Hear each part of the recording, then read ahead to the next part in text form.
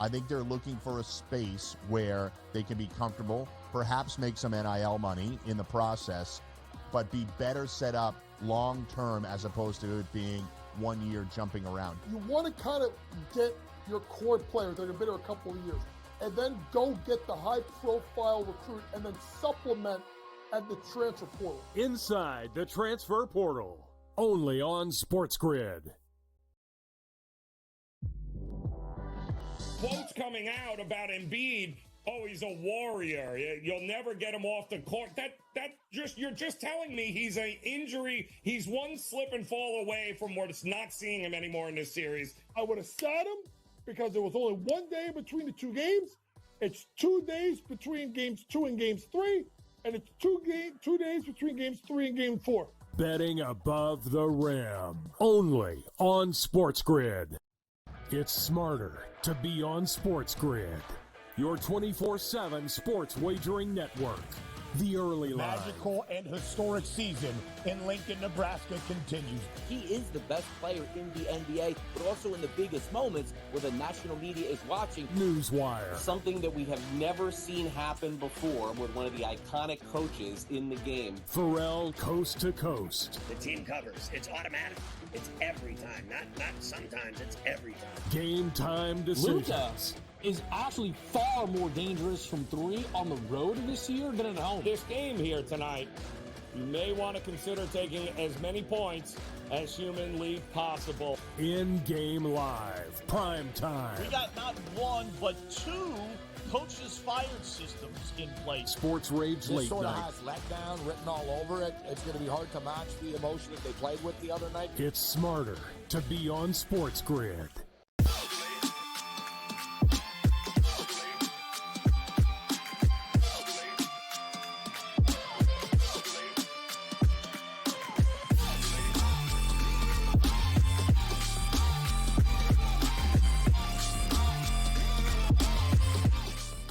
Welcome back to our 2024 NFL Draft Special, live right here on SportsGrid. Has the defensive dam broken in the 2024 NFL Draft here in the opening round on this first night in Detroit? It took a while, but Laiatu Latu, the 15th overall selection made by Indianapolis, the first defensive player drafted in 2024, and now we see two straight. At 16th overall, the Seattle Seahawks, under a defensive-minded new head coach in Mike Macdonald, focus on that side of the football. Byron Murphy II, the defensive tackle out of Texas, is the pick, now official, at number 16 overall, made by the Seahawks. An athletic freak.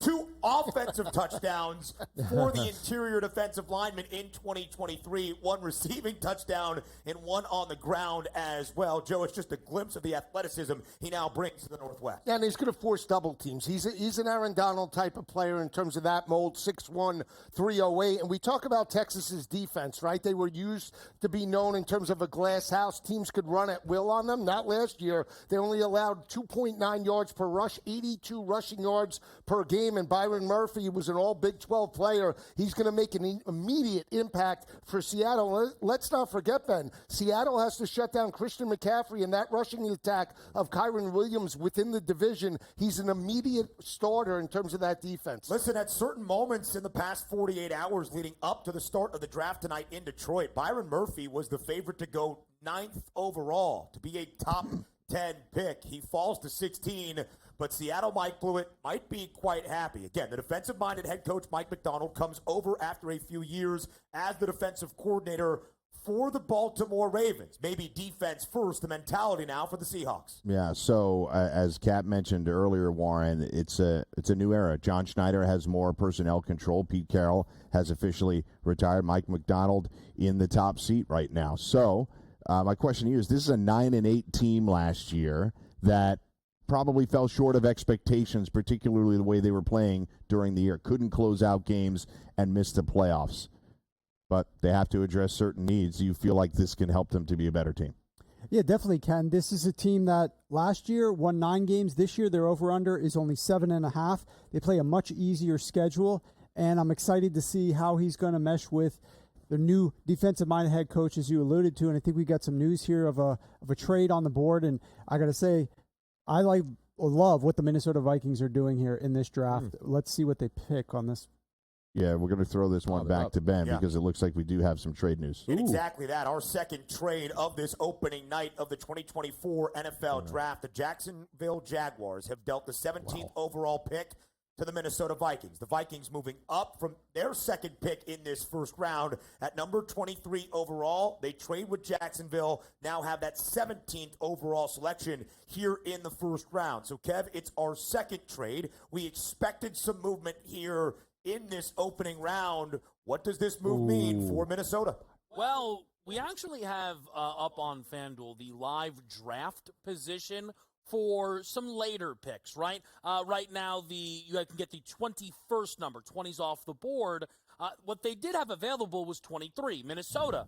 Cornerback was 6-1. The two favorites were offense or defensive line. This is where the Vikings were supposed to pick. So perhaps that could give us some insight here. I myself would have been tempted to click on corner. While a lot of mock drafts actually didn't have the Vikings picking 23rd because they were trading up to go get J.J. McCarthy, which they ultimately didn't need to give up 23 in order to do that. But now trading up here to 17 with the corners on the board, I feel like it makes plenty of sense. It's interesting, though, Ben, because the Jags themselves were favored to select cornerback. So, Kevin, is the defensive side of the football, but it's not in the secondary.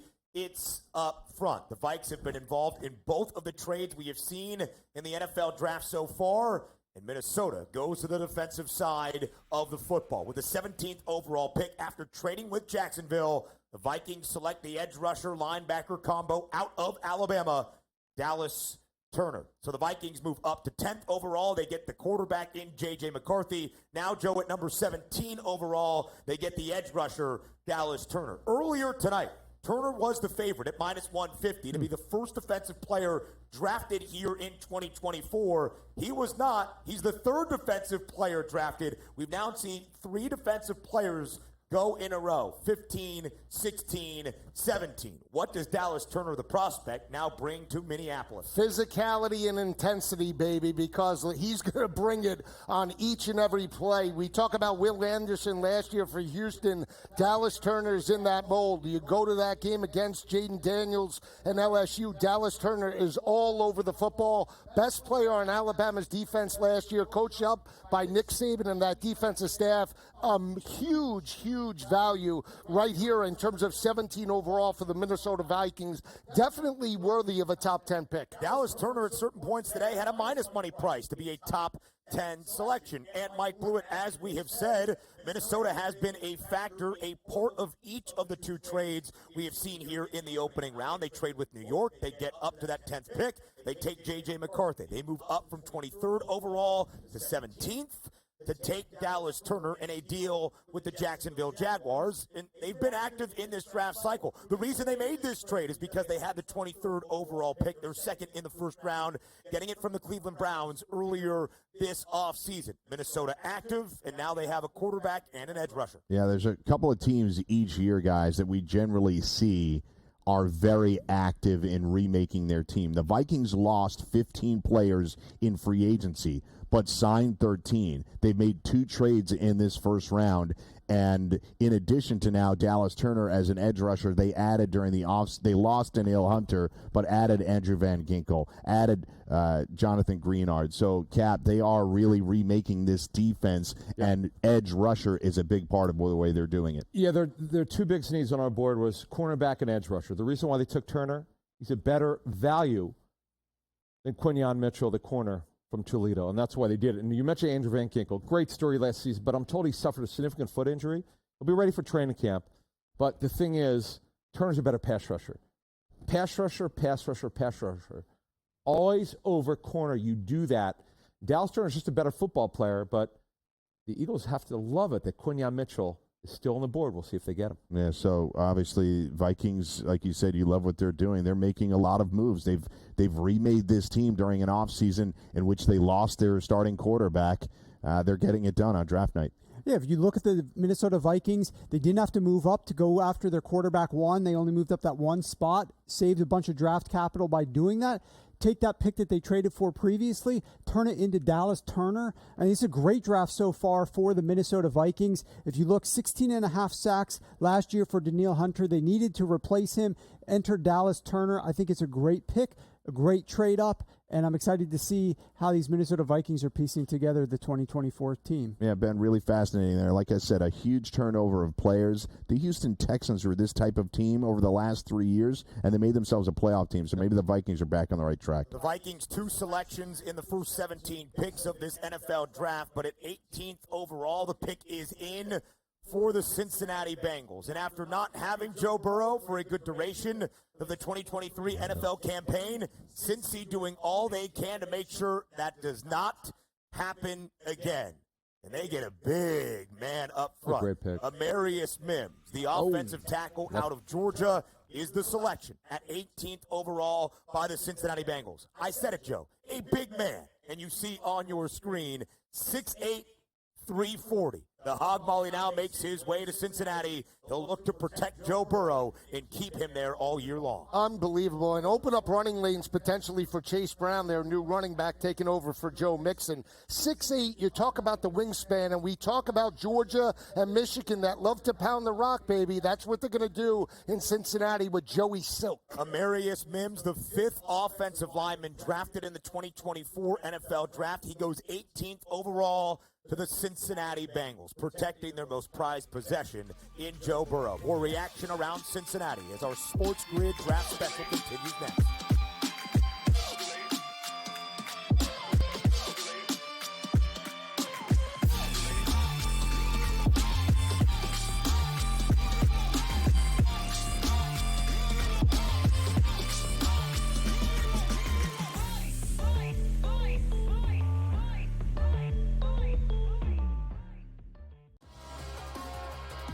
I think they're looking for a space where they can be comfortable, perhaps make some NIL money in the process, but be better set up long-term as opposed to it being 1 year jumping around. You want to kind of get your core players that have been here a couple of years, and then go get the high-profile recruit and then supplement at the transfer portal. Inside the transfer portal, only on SportsGrid. Quotes coming out about Embiid. Oh, he's a warrior. You'll never get him off the court. You're just telling me he's an injury. He's one slip and fall away from not seeing him anymore in this series. I would have sat him because there was only 1 day between the 2 games. It's 2 days between games 2 and games 3, and it's 2 days between games 3 and game 4. Betting above the rim, only on SportsGrid. It's smarter to be on SportsGrid, your 24/7 sports wagering network. The early line. Magical and historic season in Lincoln, Nebraska continues. He is the best player in the NBA, but also in the biggest moments where the national media is watching. Newswire. Something that we have never seen happen before with one of the iconic coaches in the game. Pharrell, coast to coast. The team covers. It's automatic. It's every time. Not sometimes. It's every time. Game time decisions. Luka is actually far more dangerous from 3 on the road this year than at home. This game here tonight, you may want to consider taking as many points as humanly possible. In-game live, prime time. We got not 1, but 2 coaches fired systems in place. Sports Rage This late sort of night. has letdown written all over it. It's going to be hard to match the emotion that they played with the other night. It's smarter to be on SportsGrid.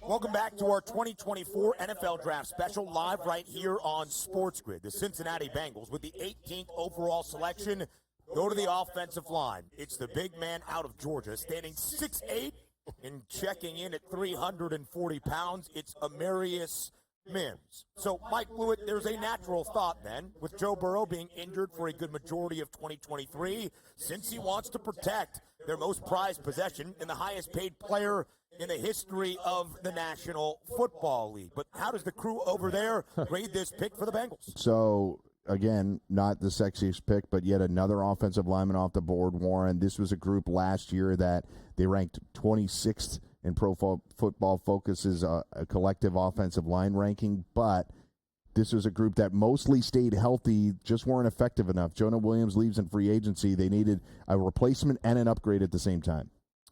Yeah, they actually, when I'm looking at the Bengals, they need help at a variety of spots. Yeah. I mean, they lost DJ Reader along the defensive line. They need some help there. Trey Henderson, is it begging for a trade?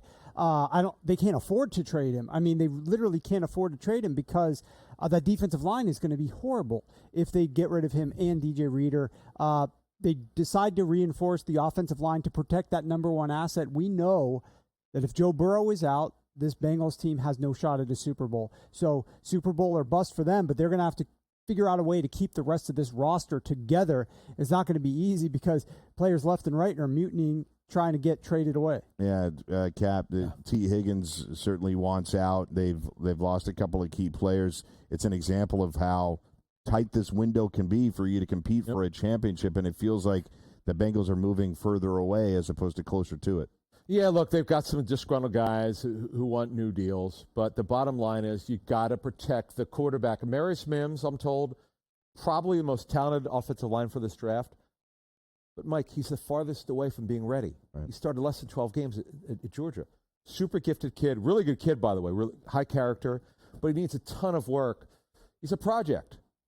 And they don't have a left tackle right now other than, Trent Brown will be it for now until Mims is ready. But, wow, that's a guy who's pretty gifted. But, Bengal fans, it's going to take a little bit of while here. Ben, last time we had a guy that sort of fit this mold was when the Jets drafted Mekhi Becton, somebody who's thought to be very talented, a project, a massive human being. Didn't work for the Jets. Hopefully works for the Bengals. The Bengals, despite not having a healthy Joe Burrow for a majority of 2023, still finished with a winning record at 9-8, but you can see what the expectation is in Cincy. A 7-1 price for the Bengals to win the AFC Championship this upcoming season, tied for the third best number. But now we get to slightly uncharted territory in the 2024 NFL Draft, and that's the Los Angeles Rams having a pick on night number 1. Kev, the LA Rams have not drafted in the first round since 2016.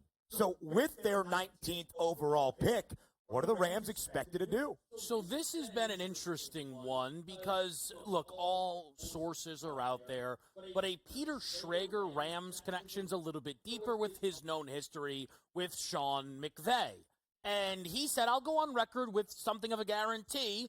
If this team finally selects in the first round, McVay is taking offense. Offensive line was the favorite. Wide receiver, though, was often discussed here. What if you could give Sean McVay the chance to add a Brian Thomas Jr. or maybe an Xavier Worthy? Potential options here with Sean McVay really having his pick of the litter, wide receiver-wise, since we still haven't seen any go since the Big Three, Ben. Yeah, we have not seen a wide receiver since number 9 overall. That was Roma Dunze to the Chicago Bears, of course, out of Washington. So, Joe, at 19th overall, what do you think the Rams do with this pick? I think they could go either defensive edge rusher, like in regards to Verse, that I think is a top 15 type of talent. They lose Aaron Donald. I think Verse is the best run stuffer in regards to this draft. I think he's better than Latu, better than Dallas Turner. So to plug him into that defense, I think that's a pretty good fit. If they do want to go wide receiver, I think Brian Thomas is one of the best wide receivers. He's a top 15 talent, 6'3", 210. He did have 17 receiving touchdowns with Jaden Daniels and Malik Neighbors, a pure player that could take the top off the opposing defense, 4.3 40 as well. Keep an eye out for him. Brian Thomas Jr. out of LSU, a deep play and big play threat. His draft position prop was 21.5 on this draft day. The over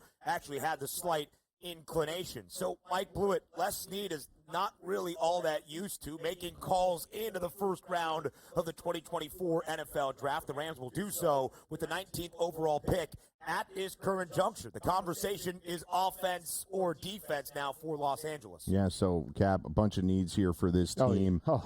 Despite the fact that they're picking this low in the draft, they're still continuing to hang on to this Matt Stafford window. What's their quickest path to it? Yeah, so, sure.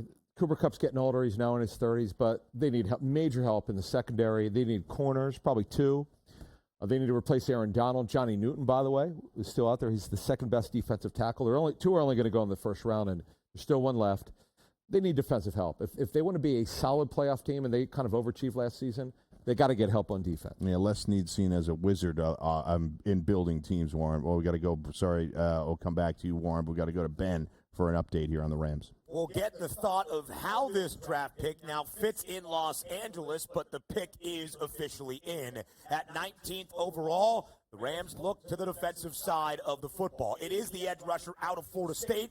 The pick made official. Jared Verse is the selection for the LA Rams at number 19 overall. And I sit next to a man with a grin on his face because, Joseph Lisi, you had Jared Verse going to the LA Rams with this pick. How come? Yeah, I just think he's athletic, and look at that body, a Myles Garrett type of player. Again, it's going to force double teams to coming off the edge to attack Jared Verse. Clearly the best player on Florida State's defense, stepped up, put in that game week 1 against Jaden Daniels and LSU. Jared Verse in the second half took over that type of ball game and has stepped up, and the main reason why they were undefeated last year. We did not see a defensive player in the 2024 NFL Draft in the first 14 picks. We have now seen a defensive player 4 times in the last 5 as Jared Verse goes 19th overall to the LA Rams. What did the odds think of this selection?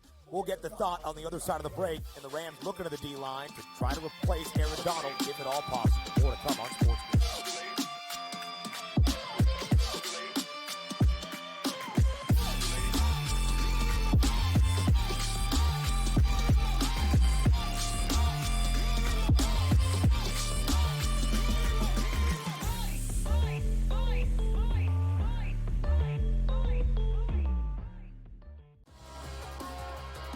I think they're looking for a space where they can be comfortable, perhaps make some NIL money in the process, but be better set up long-term as opposed to it being 1 year jumping around. You want to kind of get your core players that have been here a couple of years, and then go get the high-profile recruit and then supplement at the transfer portal. Inside the transfer portal, only on SportsGrid.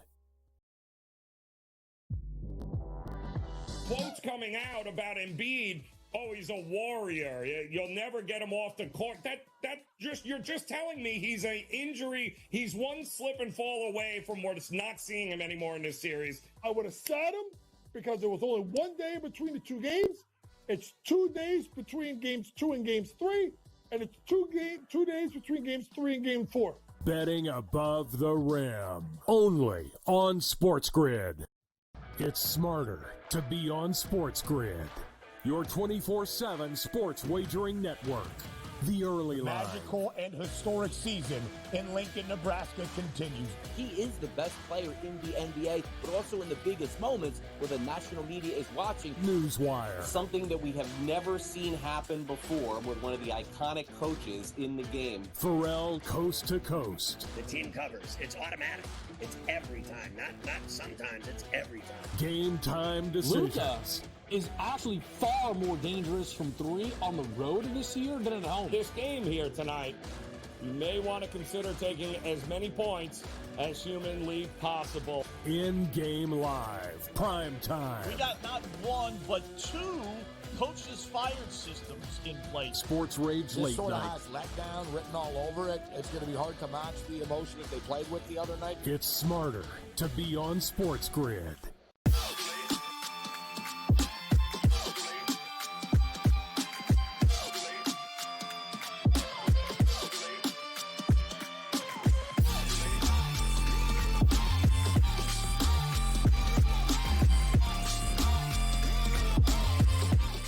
Rolling along here on the 2024 NFL Draft Special on SportsGrid. I'm Mike Blewitt, joined by Warren Sharp and Adam Kaplan. Before we get their take on the Rams and how they continue to build, I want to go to Kevin for an update on the live odds board. Kev, what do we have?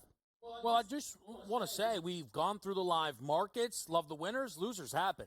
And the chances on lot to inverse to be selected between 21 and 32 with plus money, just needed one of those to come in. Unfortunately, both lose. The Steelers were not a risk to take verse, but the Rams ultimately make that decision. How they get to this point, no cornerbacks off the board through 19 picks. And again, it would be a sizable upset if a cornerback went to Pittsburgh at 20. Maybe a trade happens, but point is, if we, Mike, go 20 picks into this draft without a corner off the board. Dolphins, by the way, at 21, are also not expected to take cornerback. It is remarkable, and the fact that Howie Roseman at 22 could potentially sit and take whomever he deems the best CB is, again, a shock. So, obviously, the Steelers on the clock now. Warren, they've remade their quarterback room, but a constant need for them for the last several years is offensive line. It feels like that's bound to happen here. It's just a matter of which player. Yeah, and look, Arthur Smith, the new offensive coordinator, comes from the Atlanta Falcons, wants to run the football. Mike Tomlin has wanted his OCs to run the football. So it seems to be a match made in heaven. I know for Falcons fans, especially those of you who played fantasy football and had some of those elite receivers or tight end on your roster, you weren't very happy with the way that the Atlanta Falcons season went last year, and neither was I, having bet their team total over. It was a colossal disappointment. But I actually think that the hiring of their offensive coordinator, Arthur Smith, marries very well with what the Pittsburgh Steelers' mindset and mentality is offensively. So I'm really interested to see what they're going to do here, because they have a solid run game, but they do not have good weapons for the receivers at that receiver position, and I'm interested to see where they go. Yeah, Cap, I wouldn't be surprised if the Steelers tackle the offensive line. That's a pun there. Tackle the offensive line issue here and perhaps address receiver a little bit later. George Pickens really the only elite talent wide receiver on the team right now. Yeah, it's going to be Troy Fortano. It has to be. They need to remember, Pharrell and I talked from coast to coast. Their goal, I was told, was to move Broderick Jones to left tackle and get a right tackle. Fortano is a guard right tackle. He's by far the best player on the board in this draft right now. I'd be stunned if it's not Troy Fortano. Yeah, Steelers, another one of those teams that have drafted offensive line in recent years, Joe Lisi, but have been those picks haven't really come to fruition, right? They've taken a few swings at it, and not every player is working out. Hopefully Broderick Jones continues to develop, and we'll see what they can do here to help Najee Harris and Jaylen Warren. And it is Fortano. That pick has now been confirmed. It is in Troy Fortano. And look, they ranked 24th in pass blocking efficiency last year, did the Pittsburgh Steelers. As you guys indicated, they need help with this passing game and getting protection for your quarterback. This is a pick, unlike Kirk Cousins. I don't know, Diana Rossini tweeted out that Cousins was furious about the Atlanta Falcons taking a quarterback at number 8. He went there to try to win games. He went there thinking that they were going to use the number 8 pick to help him win games. Instead, they draft his replacement. Meanwhile, Russell Wilson goes to the Pittsburgh Steelers, and they draft a stud offensive lineman to help him out when he's dropping back to pass the football. I think it's definitely going to make Russell Wilson happy. Joe, clearly I am a Steelers fan. I've let it be known. This feels like a championship-winning pick, let's be honest. Yeah, it definitely does. I mean, you talk about Michael Penix, you talk about a team that was 13-0 in terms of the regular season, and he's an added dimension. Pittsburgh a little bit inconsistent over the past couple of seasons. They got it going in the second half with Jaylen Warren. But, guys, I just think when you look at offensive tackles, they're always at a premium, especially in terms of the top 20, 25 picks of any NFL draft.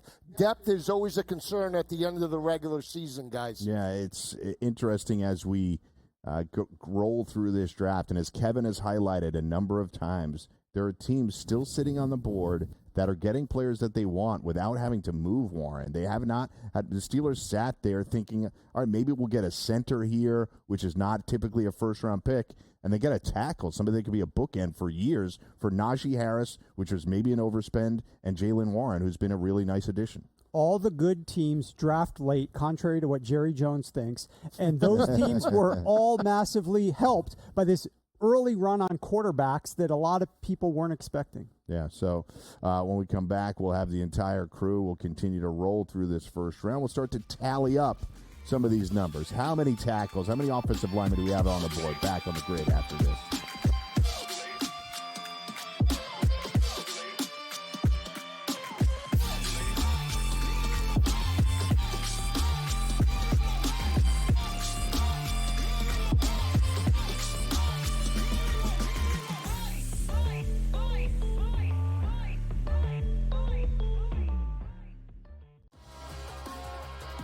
I think they're looking for a space where they can be comfortable, perhaps make some NIL money in the process, but be better set up long-term as opposed to it being 1 year jumping around. You want to kind of get your core players that have been there a couple of years, and then go get the high-profile recruit and then supplement at the transfer portal. Inside the transfer portal, only on SportsGrid. Quotes coming out about Embiid, oh, he's a warrior. You'll never get him off the court. You're just telling me he's an injury. He's one slip and fall away from not seeing him anymore in this series. I would have sat him because there was only 1 day between the two games. It's 2 days between games 2 and games 3, and it's 2 days between games 3 and game 4. Betting above the rim, only on SportsGrid. It's smarter to be on SportsGrid, your 24/7 sports wagering network. The early line. Magical and historic season in Lincoln, Nebraska continues. He is the best player in the NBA, but also in the biggest moments where the national media is watching. Newswire. Something that we have never seen happen before with one of the iconic coaches in the game. Pharrell coast to coast. The team covers. It's automatic. It's every time. Not sometimes. It's every time. Game time decisions. Luka is actually far more dangerous from three on the road this year than at home. This game here tonight, you may want to consider taking as many points as humanly possible. In-game live, prime time. We got not one, but two coaches fired systems in place. Sports Rage This late sort of night. has letdown written all over it. It's going to be hard to match the emotion that they played with the other night. It's smarter to be on SportsGrid.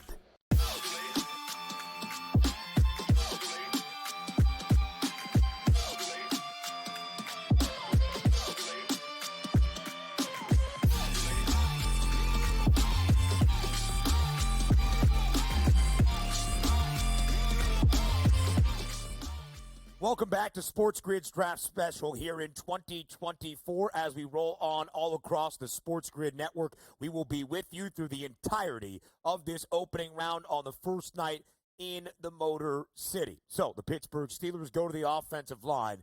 Troy Fautanu out of Washington, Joe, the sixth offensive lineman drafted here in this opening round. What did you make of the move for Pittsburgh? I think it's solid. A great pass blocker and very good in terms of run blocking as well. We talked about the inconsistency of Pittsburgh's offense with Najee Harris and Jalen Warren between the tackles, and you need a physical offensive tackle. 6'4", 317.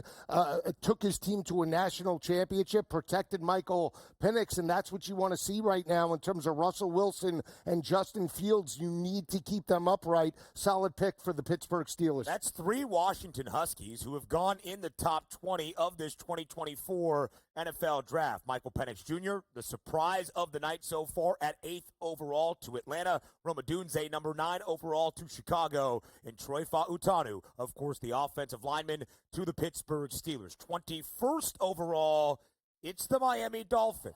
And Kev, from the odds perspective for the Fins under Mike McDaniel, what are the numbers telling us about the direction Miami might be headed? Lines be projected. Perhaps offensive line, but a lot of talk about the injuries to Chubb and Phillips, perhaps making defensive line an option here at 21. The thing is, despite that late run for defensive players, Latu came off the board, Verse came off the board, Turner did. Chop Robinson, Johnny Newton come to mind. Is that value at 21. It depends how much, I guess, Miami prioritizes it. I did take a chance earlier today, a plus 850 ticket on wide receiver here. There were some rumors around Xavier Worthy being a target for the Dolphins. He is on the board and would be the fourth wide receiver off the board, a market I know existed that people thought would have been settled before the 21st pick was made. Xavier Worthy, a 27.5 draft position prop, who, of course, ran a 4.2 140 in Indianapolis back at the beginning of March, the fastest ever 40-yard dash we have seen in the history of the NFL Combine. And speed is not something they necessarily lack in South Florida. Around Tua Tagovailoa, there's Tyreek Hill, there's Jalen Waddle. So a wide receiver, Mike Blewitt, might be an interesting move, to say the least, out of the Dolphins. Yeah, Warren, I'll go to you on this one. Mike McDaniel is not shy about the way he builds the team. He wants speed and more speed. So adding somebody explosive would make a lot of sense no matter what the position. Yeah, it would, but I think they're going to go defense. I really think that is the key need. It's just like the Rams it's just like the Rams did with their head coach, offensive-minded head coach. They could go something offensive, but they decide to go with the defensive side of the football. I think the Dolphins do that. Yeah, so Jared versus obviously the Rams. The Dolphins lost Christian Wilkins, a big cog for them defensively. Cap will come back to you, but we're going to go to Ben for the Miami Dolphins pick. And the pick is in for Miami at 21st overall. The Dolphins do, in fact, go defense, as Warren alluded to, and a name you just heard from Kevin Walsh. Maybe the best name you could have for an edge rusher.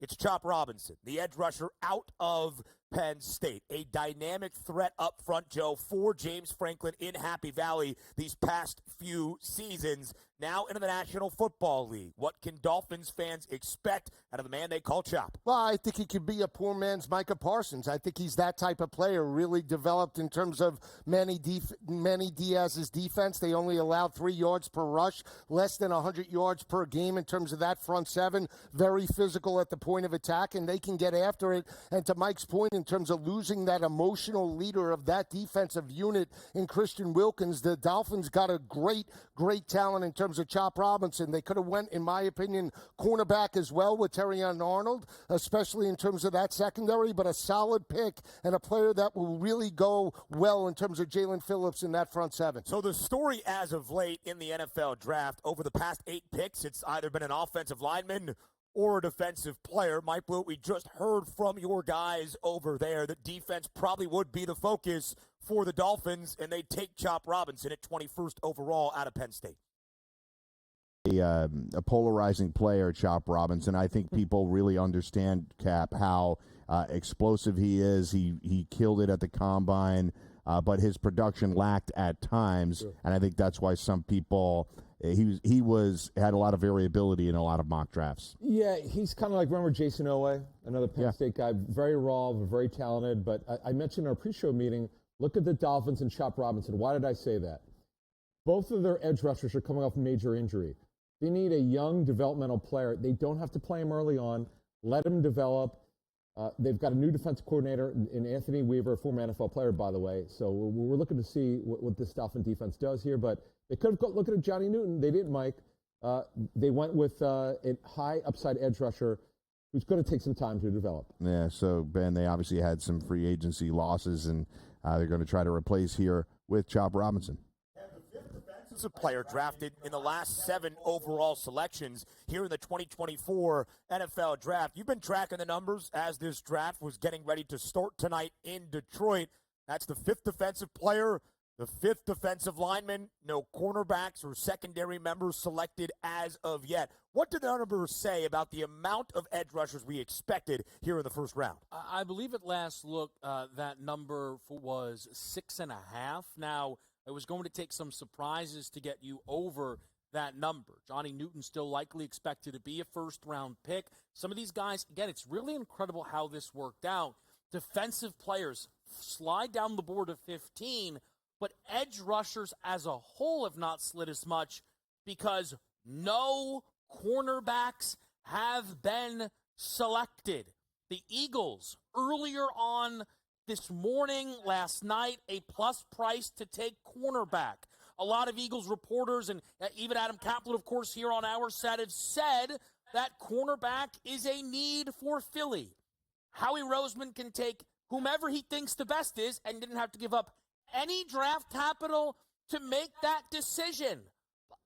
If this is not a cornerback, I will be frustrated as well as stunned and down a couple of extra dollars because I did take them to take corner at plus 115, Ben. I got to be honest with you. I'm kind of hoping for a live and raw Kevin Walsh reaction to a non-cornerback taken for Philadelphia, but we shall see. So, Blewitt, right over to you again. Are the Eagles going to go the defensive side of the football, and will it be a member for the Birds in the secondary? Yeah, obviously Kev bleeding green here tonight on set. Steelers with the championship-winning pick, so our fandom showing. But I want to go to Warren. You had something specific on the Eagles and how they might address this pick. Yeah, look, I mean, how can you not say fly, Eagles, fly with the way that Howie manages the draft for 3 straight years? He has taken his first-round pick and traded up several spots to leapfrog a team with a need for the player that he was drafting that position, and he goes and steals a guy right in front of him. Tonight, it's completely the opposite scenario. He sits on his hands. He does something that's probably difficult to do, as Adam knows, for him, and that's to be patient. And now he's got the option. He can take a ex-best offensive lineman or the single best cornerback in the draft. I think it's a great job for Howie to just be patient, and I'm excited to see what he ends up doing to improve an already very solid roster on the Philadelphia Eagles. Yeah, we'll come back to you, Cap, when the Eagles make that selection, so you have a little bit more time to expand on it. But I would say that, look, the Eagles utilized a lot of their picks last year to maneuver. They had a lot. This year they have 8, pretty standard.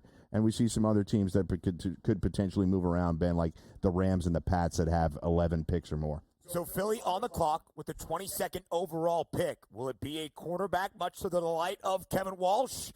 We'll see the reaction after the break, live right here on our 2024 draft special on SportsGrid. We have yet to see a corner taken tonight. Will Philly pick the first one? Find out next.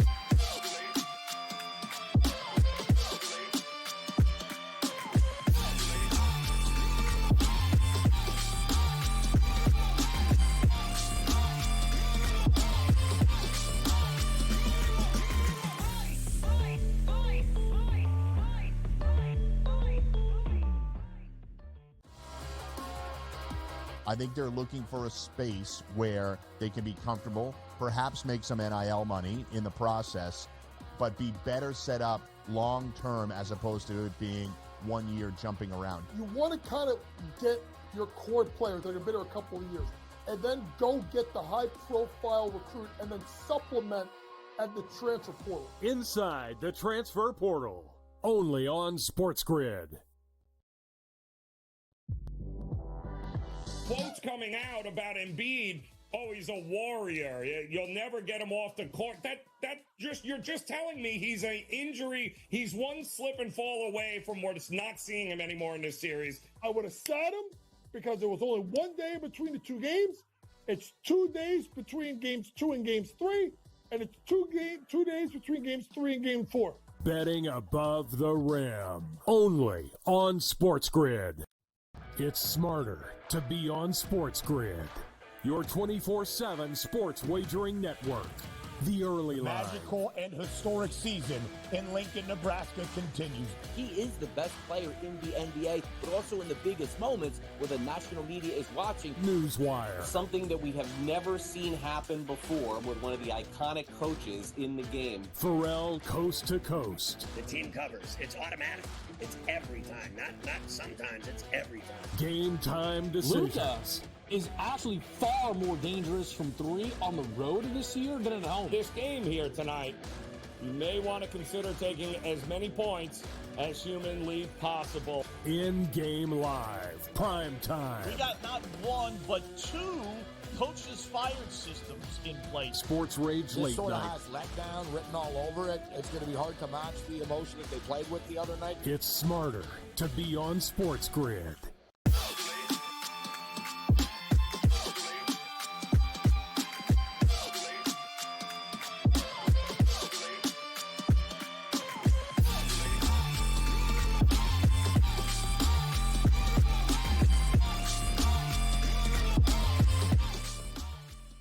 As we expected, all good things often come during the commercial breaks here at the Sports Grid Network. So you don't get the live reaction necessarily to what the Philadelphia Eagles did with the 22nd overall pick, but the pick is in and now made official by Philadelphia. The first cornerback off the board in the 2024 NFL Draft has been selected by the Eagles. Quinyon Mitchell goes 22nd overall, the cornerback out of Toledo. Kevin Walsh pleaded with Howie Roseman right before the commercial break to make sure it was a corner. And Kevin Walsh, you get your wish. Not only for Philadelphia to go to the defensive backfield, but Quinyon Mitchell was the favorite to be that first cornerback selected in 2024.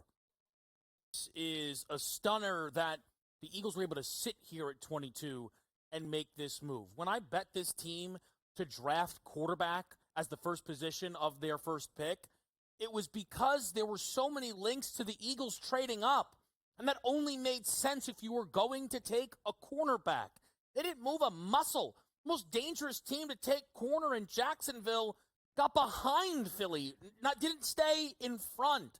So for the Birds, this is fantastic. One key number to watch, 16-1. That's the Eagles' price to win the Super Bowl. Dallas has a shorter number. That's outrageous. The Cowboys won the division last year. Nobody repeats in the NFC East. And also, all of the important people could potentially be gone, like their coach and quarterback next year.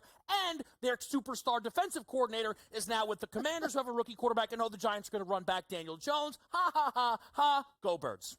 So we'll get some more thoughts on Philadelphia if you need any more in just a moment. But, Joe, let's focus on the prospect that is Quinyon Mitchell, the first cornerback off the board, 22nd overall to Philadelphia. The only Toledo Rocket in the history of the football program to be named an All-American by the 5 major publications, a second-team All-American in 2023, second nationally with 18 pass breakups. What does he add to that secondary under Vic Fangio? Oh, the ability to play man-to-man coverage, bump and run. He run a 4.3 40, bench press 225 20 times. He's going to be utilized not just in terms of the passing game, but even used in terms of crunching up on the line of scrimmage, maybe coming up in regards to run support. So he's an immediate impact player. Best cornerback in this draft with Terrion Arnold. And the Philadelphia Eagles, again, got a steal without moving up. And just from the draft position props for both Quinyon Mitchell and Terrion Arnold in that competition to be the first corner taken in this draft,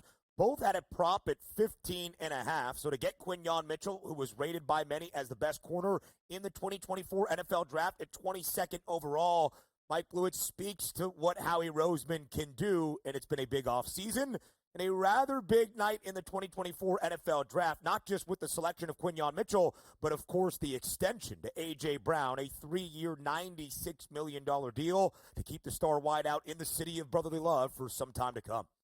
Another component of this pick, too, is last year we had to wait until round 3, I believe it was, until we saw a player that was outside of the power conferences that was picked, but we have somebody from the MAC right here, Warren. So he obviously ran a blistering 40, and he's been a very productive player. So even though he's not a power conference player, he's clearly somebody that the Eagles like.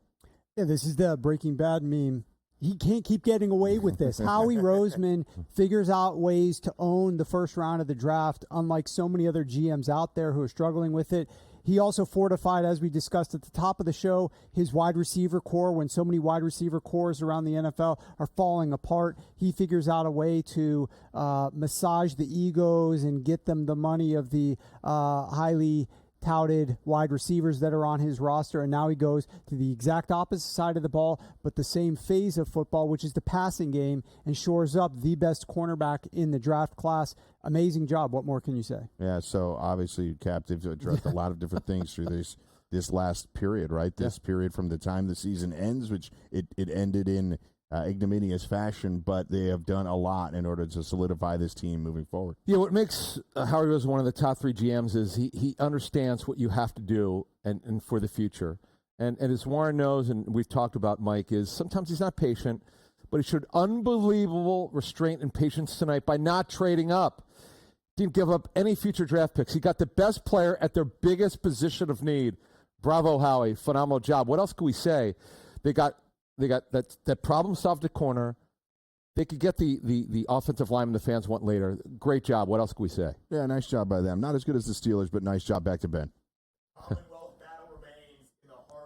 of Mike Blewitt, but a 7-1 number, Lisi, on the Philadelphia Eagles. The fourth best price at this moment to win the NFC Championship. They have retooled the coaching staff under Nick Sirianni. They have made huge acquisitions and extensions throughout this offseason. Are you buying into the Birds to bounce back in 2024? I am, and they learned from last year. We talk about their 10-1 start offensively. They had one of the best rush defenses in terms of the NFL, holding opposing offenses to 63 yards rushing per game, and then fell off a cliff in terms of the second half of the season. They got abused by Baker Mayfield and Tampa Bay. Mike Evans and Godwin just took them out in terms of that playoff game. So I think this is a bounce-back spot for the Philadelphia Eagles and Jalen Hurts. The Jacksonville Jaguars on the clock now with the 23rd overall pick. Of course, the Jags were involved in the second trade of the night. Both of the trades involving the Minnesota Vikings. Jacksonville had the 17th overall pick. They moved back to the number 23 pick in this opening round. And the pick is now in. The Jacksonville Jaguars, with the 23rd overall selection, select the second wideout of the night out of LSU. The fourth overall in this first round, it is Brian Thomas Jr., 23rd overall pick to the Jacksonville Jaguars. So, Joe, quickly back to you. We have seen both Malik Neighbors and Brian Thomas Jr. go off the board here in this opening round. The LSU wide receiver factory is up, and it's good down in Baton Rouge. Go big or go home. That's what Brian Thomas Jr. brings to this offense. He's 6'3", 210, 17 total touchdowns last year, 3 more than Malik Neighbors. He's a home run hitter, 4.3 40, immediate impact to Trevor Lawrence in that offense. Yeah, absolutely. So we go quickly over to Kevin Walsh. And, Kev, we're having some technical difficulties here, so let's get your reaction and maybe take us a break.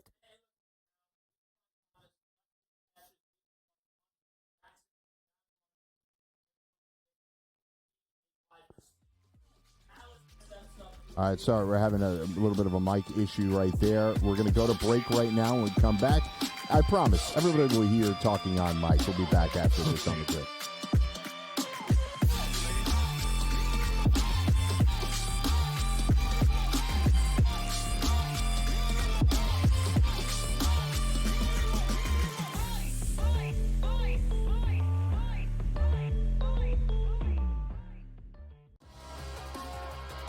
I think they're looking for a space where they can be comfortable, perhaps make some NIL money in the process, but be better set up long-term as opposed to it being 1 year jumping around. You want to kind of get your core players that have been there a couple of years, and then go get the high-profile recruit and then supplement at the transfer portal. Inside the transfer portal, only on SportsGrid.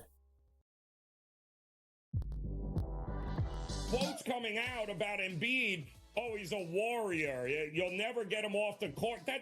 You're just telling me he's an injury. He's one slip and fall away from not seeing him anymore in this series. I would have sat him because there was only 1 day between the two games. It's 2 days between games 2 and games 3, and it's 2 days between games 3 and game 4. Betting above the rim, only on SportsGrid.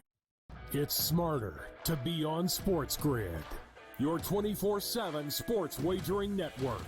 The early line. Magical and historic season in Lincoln, Nebraska continues. He is the best player in the NBA, but also in the biggest moments where the national media is watching. Newswire. Something that we have never seen happen before with one of the iconic coaches in the game. Pharrell coast to coast. The team covers. It's automatic.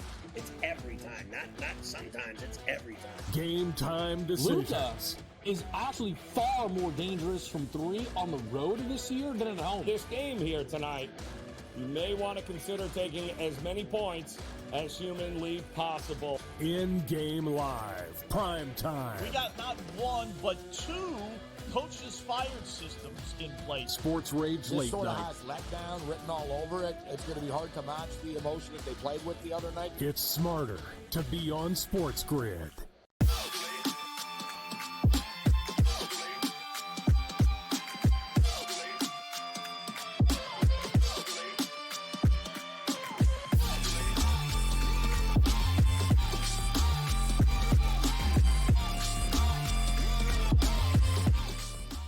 The The Jacksonville Jaguars, with the 23rd overall pick in the 2024 NFL Draft, make the pick official. Brian Thomas Jr., the wide receiver out of LSU, the second Bayou Bengal to go here in this opening round at the wide receiver position. Malik Neighbors, 6th overall to the New York Giants. Brian Thomas Jr., 23rd overall to the Jacksonville Jaguars. You know Brian Thomas Jr., Joe, as good as anybody. A deep play threat with the best of them in college football a season ago. What is he going to add to the passing attack for Trevor Lawrence? I think vertical passing game. And they lose Calvin Ridley. That was a consistent player in terms of that offense. And if Trevor Lawrence is going to develop and not be turnover prone, he needs a deep threat. And that's what Brian Thomas brings, was the security blanket at big ball games with Jane Daniels and LSU.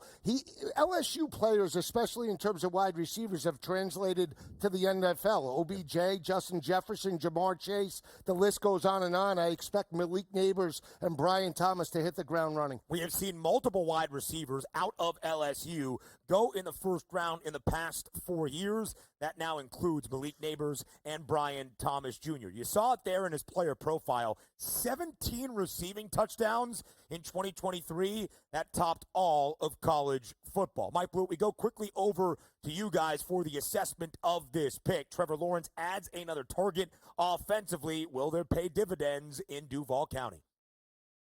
Warren, they've added Christian Kirk, Gabe Davis, and now another speedy weapon in Brian Thomas, really rounding out an excellent, talented receiving corps for Trevor Lawrence. Yeah, and look, that's the whole point. Trevor Lawrence needs to step up now. We cannot keep giving him passes at this point. Urban Meyer is head coach. We understand that. Now you got Doug Peterson in there. He's an offensive-minded coach. He's been there for several years. This is a team that's giving him weapons. So many quarterbacks out there don't get the weapons given to them.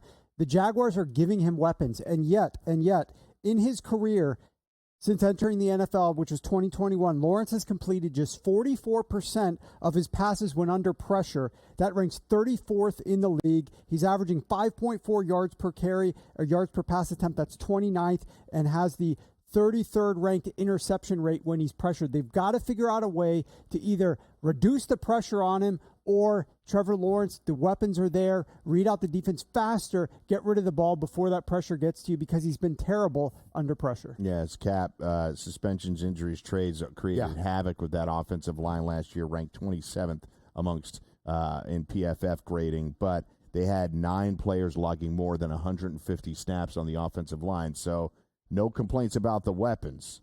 But can they find a way for Lawrence to be able to avoid that pressure, like Warren was saying? Yeah, and look, they were banged up in the offensive line last year, no doubt about it. But the big thing is they're what we call a big, I would say call them an 11 personnel team. 3 receivers, 1 tight end, 1 running back. That's what Doug Peterson runs. He runs a spread West Coast offense. You needed that receiver to replace Calvin Ridley. In fact, I remember talking to the Jaguars the day before they lost Ridley. They thought confident that they'd have him back. And he shocked the world. Stayed in a division to go to the Titans. But Brian Thomas, who could run, now he's only had 1 good year. It was massive last season. He'll replace him in the lineup. Ben, Trevor Lawrence, the last hope of the 2021 QB draft class. We'll see if Brian Thomas helps him in 2024. Blewitt, that was the last time we saw 5 quarterbacks taken in the first round. Prior to tonight, only one of those 5 QBs from the 2021 NFL draft class will even take a snap, entering their 4th year in the National Football League for the team that drafted them. It was the first overall pick 3 years ago, Trevor Lawrence. Kev, over to you from the odds perspective. Brian Thomas Jr., 23rd overall pick. If you have a thought on the wide receiver out of LSU, share it. Or if you want to transition to what we see at 24 overall with the Dallas Cowboys now officially on the clock. Well, just quickly with Brian Thomas, it's over the draft position of 21.5, but he is that 4th wideout to come off for the board. Some plus money for people who bet Jacksonville to draft wide receiver. As far as the Dallas Cowboys go, the expectation has been offensive line through the odds. I do think there are some players here that Dallas wouldn't have expected. Potentially one of those being Xavier Worthy. CeeDee Lamb wasn't supposed to be on the board, Ben. We'll see what we have. Have some breaking news. Our 3rd trade of this opening round. The Dallas Cowboys are trading the 24th overall pick to the Detroit Lions, the hometown team, now on the clock. The Lions move up from the 29th overall pick up to 24. Dallas deals with Detroit. The Lions on the clock in the Motor City tonight, where the 2024 NFL Draft I think they're is looking being for a space hosted. where What does the they can be hometown comfortable, team do? perhaps make we'll some find out NIL just money now. in the process, but be better set up long term as opposed to it being 1 year jumping around. You want to kind of get your core players that have been here a couple of years, and then go get the high-profile recruit, and then supplement at the transfer portal. Inside the transfer portal, only on SportsGrid. Quotes coming out about Embiid. Oh, he's a warrior. You'll never get him off the court. You're just telling me he's an injury. He's one slip and fall away from not seeing him anymore in this series. I would have sat him because there was only 1 day between the two games. It's 2 days between games 2 and games 3, and it's 2 days between games 3 and game 4. Betting above the rim, only on SportsGrid. It's smarter to be on SportsGrid, your 24/7 sports wagering network. The early line. Magical and historic season in Lincoln, Nebraska continues. He is the best player in the NBA, but also in the biggest moments where the national media is watching. Newswire. Something that we have never seen happen before with one of the iconic coaches in the game. Pharrell, coast to coast. The team covers. It's automatic. It's every time. Not sometimes. It's every time. Game time decisions. Luka is actually far more dangerous from three on the road this year than at home. This game here tonight, you may want to consider taking as many points as humanly possible. In-game live, prime time. We got not one, but two coaches fired systems in place. Sports Rage This late sort night. of has letdown written all over it. It's going to be hard to match the emotion that they played with the other night. It's smarter to be on SportsGrid.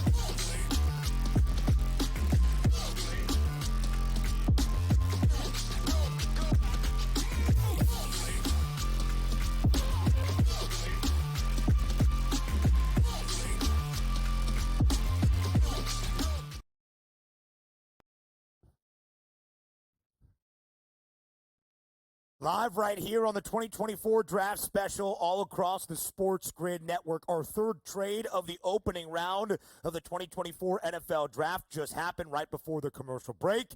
It involved the hometown team, the Detroit Lions, moving up from 29th overall in a deal with the Dallas Cowboys. Detroit goes from 29 to 24. The Cowboys move back to that 29th overall pick. In Detroit, to a thrill of the hometown crowd tonight in the Motor City, a huge crowd out there in Detroit has made the pick official. With the 24th overall selection after the trade with Dallas, the Lions select the cornerback out of Alabama, Terrion Arnold. Now, our second cornerback has been drafted here in the last few picks. The last three, in fact. At 22nd overall, it was Quinyon Mitchell out of Toledo going to the Philadelphia Eagles, and there he is. Terrion Arnold, the 24th overall selection made by the Detroit Lions. Joe, it was really a battle for which corner would be the first off the board here in 2024. Mitchell or Arnold. Quinyon Mitchell was a slight favorite, but Terrion Arnold has all the talent you could want at the cornerback position. Brad Holmes adds to the defense. How excited should Detroit be? Well, very excited. You're talking about a player that had 5 interceptions, second best defensive player on Nick Saban's unit last year, steps up in big games, the ability to play bump and run coverage, sub 4.40 guy, and very strong, comes up in run support and can tackle in terms of open space. So Detroit got a great player in terms of Terrion Arnold, second best cornerback in this draft. A draft position prop of 15.5. Of course, it goes over. That's been the story for the cornerback. But just, Kev, because it went over does not mean the talent is not there. Brad Holmes makes the move. They jump up by a few spots here toward the tail end of this opening round. From 29 to 24 they go, but corner was on the mind in the Motor City. Was the favorite to be the pick for the Detroit Lions of the position of their first selected player, but at a plus price. I think a part of that was the Lions were supposed to pick at 29. Mocks expecting if they were to take corner, they would be grabbing perhaps Kool-Aid McKinstry, maybe even a Nate Wiggins out of Clemson. This entire room, the second we heard the Lions moved up, went, Arnold, the idea of Detroit coming up was going to be for a player of this caliber. But as you said, Ben, certainly overs and fading Arnold in this market worked out for folks. Not only that overdraft position, but a head-to-head match bet that had been decided previously against Jared Verse, player to be selected first, that saw Arnold a minus 200 favorite. Ended up not being particularly close when you look at the gap between the two. The decision by Dallas to trade back, by the way, now supposed to select at 29. Those odds have been reposted. Still minus 210 to take offensive line. But in between them, Green Bay has some links. The Tampa Bay Buccaneers are expected to be taking alignment, offense, or defense. Just some of the things that we've seen within the market right now. One thing that jumps off the page, and unfortunately we don't have the odds for it, are the Buffalo Bills at 28. You would imagine a wide receiver out of Texas, one of the two, finds a home in Buffalo, Ben. I would think so. Buffalo entering the draft had a minus 320 price to select a wide receiver with their first pick. We'll get some of Warren Sharp's thoughts on what Buffalo might do later in this first round. But when you think of what Detroit has done here in the past few NFL drafts, there has been a focus on the defensive side of the football. We've seen immediate impacts. Jahmyr Gibbs, of course, offensively. Sam Laporta offensively, but Jack Campbell, Brian Branch, and now the decision made to go with Terrion Arnold with the 24th overall pick. Another NFC North team was just on the clock, and the pick is in. The Green Bay Packers with the 25th overall pick in the 2024 NFL Draft go with Jordan Morgan out of Arizona. An interesting selection along the offensive line with some talent up front. A few groans from our crew here on the Sports Grid Draft Special. And let's start with the slight surprise. Green Bay at 25th overall, Mike Blewitt, goes to the offensive line. Many expect the defense. Brian Gutekunst and the Packers go the opposite way. Yeah, look, some of us will take an offensive lineman and an offensive player, so not a particularly negative groan. But let's recap these two NFC North picks. Warren, I wanted to go to you on the Lions. Terrion Arnold, another high pedigree player from a power conference that they get in the defensive backfield. Yeah, look, the Detroit Lions had their lowest amount of draft capital at any point in time since 1999 when I've been tracking it. But they felt the need. I saw several mocks mocking them to draft Kool-Aid McKinstry at cornerback at pick number 29. They don't waste any time. They move up to grab the number 1/number 2. There's the debate there, but best cornerback in the draft as they've been following. They just said, we don't have much draft capital, but this is too good of an offer to pass up. Let's go ahead and jump up there and take it. For the Green Bay Packers, this is the youngest offense in the NFL by a mile, and they keep getting more talented. They have built their offensive line up by mid-round picks that have been coached up really well and that have been performing really well. And they finally go out there and draft a offensive lineman in the first round. I think this is a great pick by them. I think it's really going to help bolster that great step forward in the season that we saw from Jordan Love last year. They did struggle a little bit in the ground game, more than we might have expected. This should help there as well. So I thought this was a smart pick by the Green Bay Packers. Look, Cap, longtime left tackle David Bakhtiari had many injuries over the last several seasons, decided to move on to the next phase of his life, and they have a potential replacement here. Yeah, he likely will be their left tackle, but I'm also told he could play guard. That's Jordan Morgan, by the way, of University of Arizona. So it's a fine pick. I know people want to Cooper DeJean. I get that. But DeJean, here's the thing, Mike. He really is more of a safety. That's where he projects to at the next level. It's all about projection in the NFL draft. So now the Packers, and Warren's talking about it, what a season for Jordan Love. What an unbelievable job that Matt LaFleur has done getting this offense the right direction. They have a new defensive coordinator. By the way, they're going to change their scheme. This is my pick. Last year, it was the Lions as my breakout team. Last spring, the Packers are going to win that NFC North. I'm going for it. All right, Ben. So he's got the Packers trading blows with the Detroit Lions and going back in front in the NFC North. Packers, after a playoff win over the Dallas Cowboys, the second best price, but less than $0.50 behind the Detroit Lions. The favorites in the NFC North, they picked 24th overall. They select Terrion Arnold at 25th overall. The Packers, a plus 185 number to win the NFC North. Draft Jordan Morgan out of Arizona. Joe, a first-team All-Pac-12 performer this past year for the Wildcats, who saw a resurgence under Jed Fish and an offense that was really humming on all cylinders. Jordan Morgan, the anchor of that O-line. What do you make of the pick for the Green Bay Packers? It's a project, but he fits a need, and he's versatile. Started his career in terms of a tackle, moved to guard, protected Noah Fafita. That was one of the most consistent quarterbacks at the end of the regular season, and they could pound the rock with DJ Williams. So I like the pick. If you want to run the football, we saw what Jordan Love and that offense did, one of the most explosive in regards to all of the NFL. Jordan Love stepped up. Yeah. He needs to be protected. So it's a project, but still fits a need potentially to make them competitive this Jordan year. Love gets Jordan Morgan to solidify the offensive line, the 7th O-lineman drafted tonight. Kev, what did the odds say about the Packers looking to address the needs up front? It was between offensive line or it was going to be cornerback. A lot of the cornerback mocks were specifically Cooper DeJean of Iowa, who is still on the board. As far as offensive line, we saw some Tyler Guyton of Oklahoma. We saw some Graham Barton of Duke. So this is not an upset in terms of a position, but perhaps a little bit of an upset in terms of the player, though we did see Morgan close as a favorite to be a first-round selection. Ben. Graham Barton still available, the outstanding center out of Duke. Tyler Guyton, of course, the offensive lineman out of Oklahoma. 7 picks remain in the first 32, otherwise known as the opening night of the first round of the 2024 NFL Draft. The Tampa Bay Buccaneers are on the clock with the 26th overall pick. We are hearing the pick has potentially been made. What was the selection by Tampa? We'll tell you on the other side of the break, live right here on SportsGrid.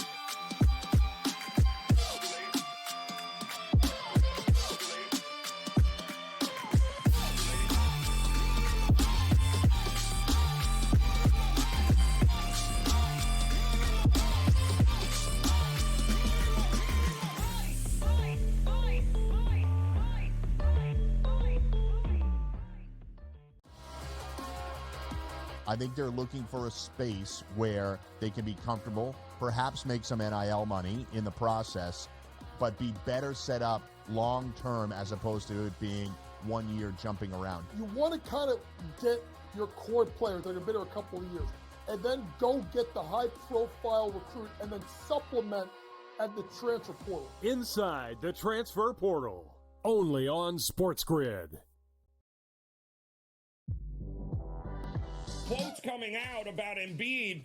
Oh, he's a warrior. You'll never get him off the court. You're just telling me he's an injury. He's one slip and fall away from not seeing him anymore in this series. I would have sat him because there was only 1 day between the 2 games. It's 2 days between games 2 and games 3, and it's 2 days between games 3 and game 4. Betting above the rim, only on SportsGrid. It's smarter to be on SportsGrid, your 24/7 sports wagering network. The early line. Magical and historic season in Lincoln, Nebraska continues. He is the best player in the NBA, but also in the biggest moments where the national media is watching. Newswire. Something that we have never seen happen before with one of the iconic coaches in the game. Pharrell, coast to coast. The team covers. It's automatic.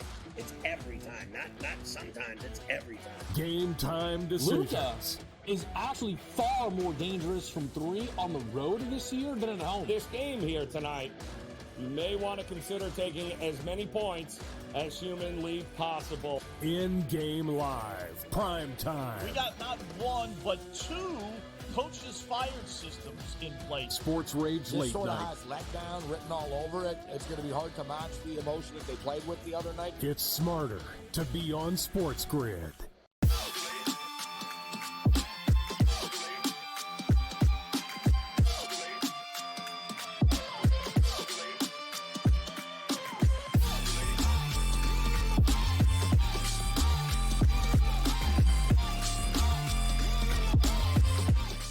Welcome back to the 2024 Draft Special live right here on SportsGrid. We told you right before the break, as the picks started to trickle in, the Tampa Bay Buccaneers on the clock with the 26th overall selection.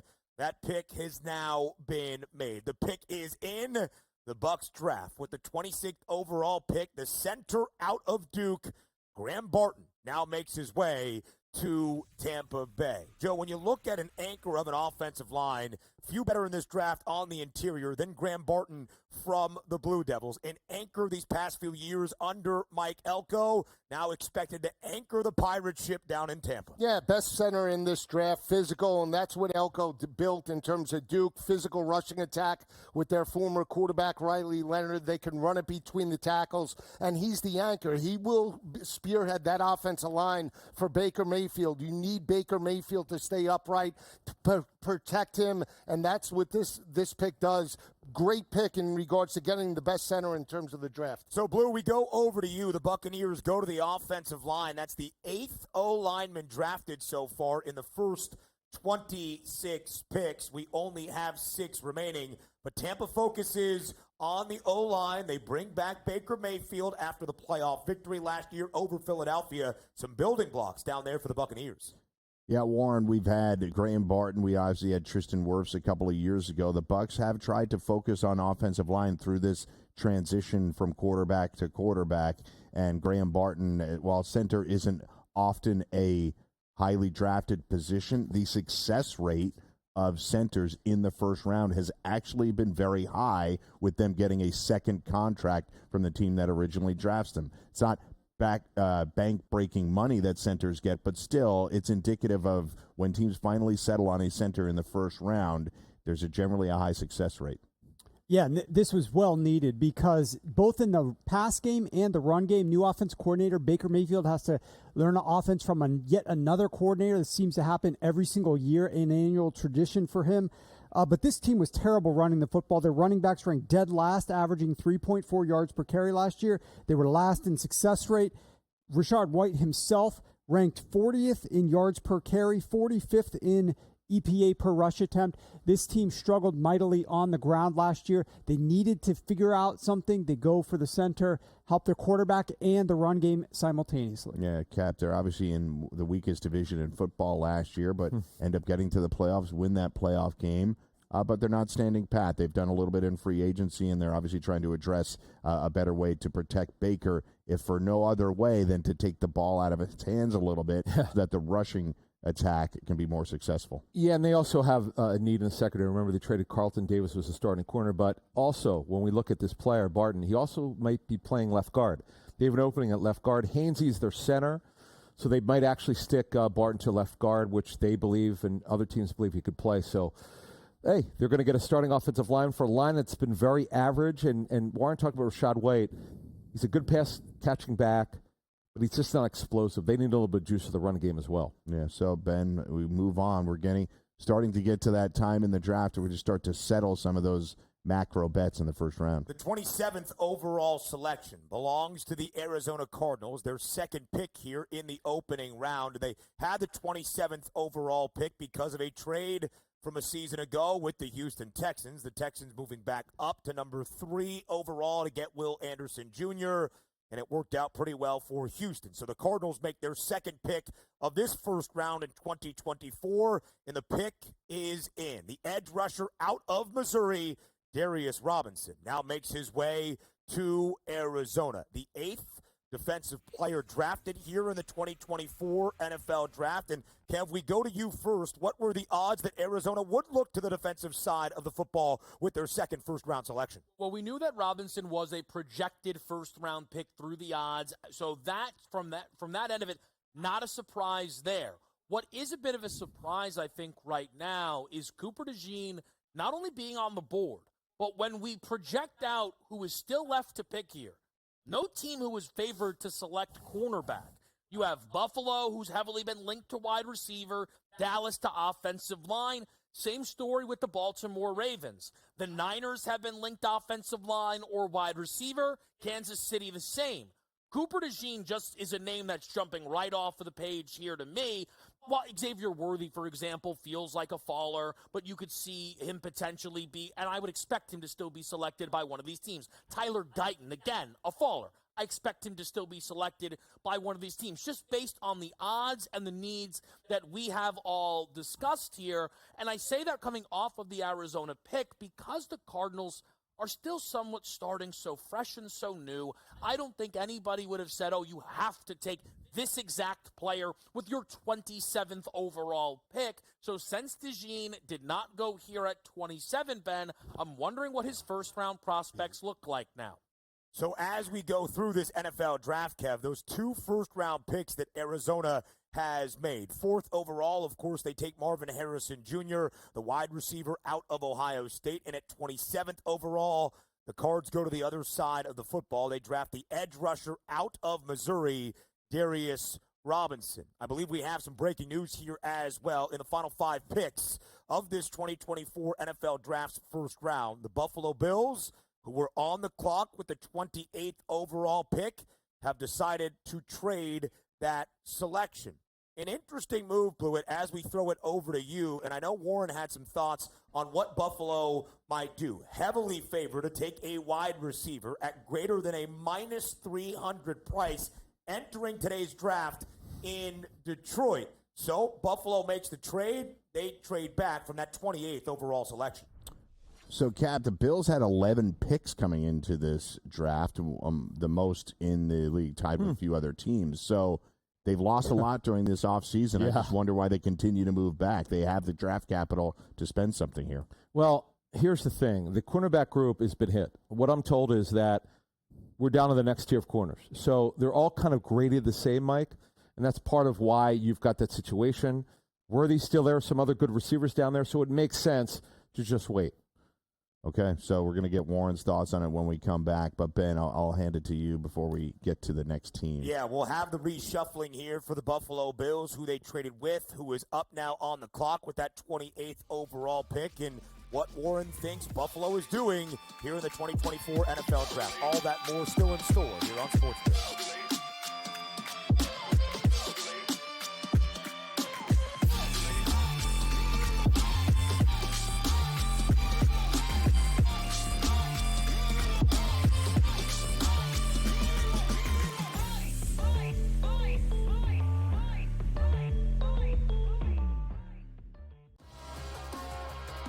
I think they're looking for a space where they can be comfortable, perhaps make some NIL money in the process, but be better set up long-term as opposed to it being 1 year jumping around. You want to kind of get your core players that have been there a couple of years, and then go get the high-profile recruit and then supplement at the transfer portal. Inside the transfer portal, only on SportsGrid. Quotes coming out about Embiid, oh, he's a warrior. You'll never get him off the court. You're just telling me he's an injury. He's one slip and fall away from not seeing him anymore in this series. I would have sat him because there was only 1 day between the 2 games. It's 2 days between games 2 and games 3, and it's 2 days between games 3 and game 4. Betting above the rim, only on SportsGrid. It's smarter to be on SportsGrid, your 24/7 sports wagering network. The early line. Magical and historic season in Lincoln, Nebraska continues. He is the best player in the NBA, but also in the biggest moments where the national media is watching. Newswire. Something that we have never seen happen before with one of the iconic coaches in the game. Pharrell, coast to coast. The team covers. It's automatic. It's every time. Not sometimes. It's every time. Game time decisions. Luka is actually far more dangerous from 3 on the road this year than at home. This game here tonight, you may want to consider taking as many points as humanly possible. In-game live, prime time. We got not 1, but 2 coaches fired systems in place. Sports Rage This Late sort of Night. has letdown written all over it. It's going to be hard to match the emotion that they played with the other night. It's smarter to be on SportsGrid.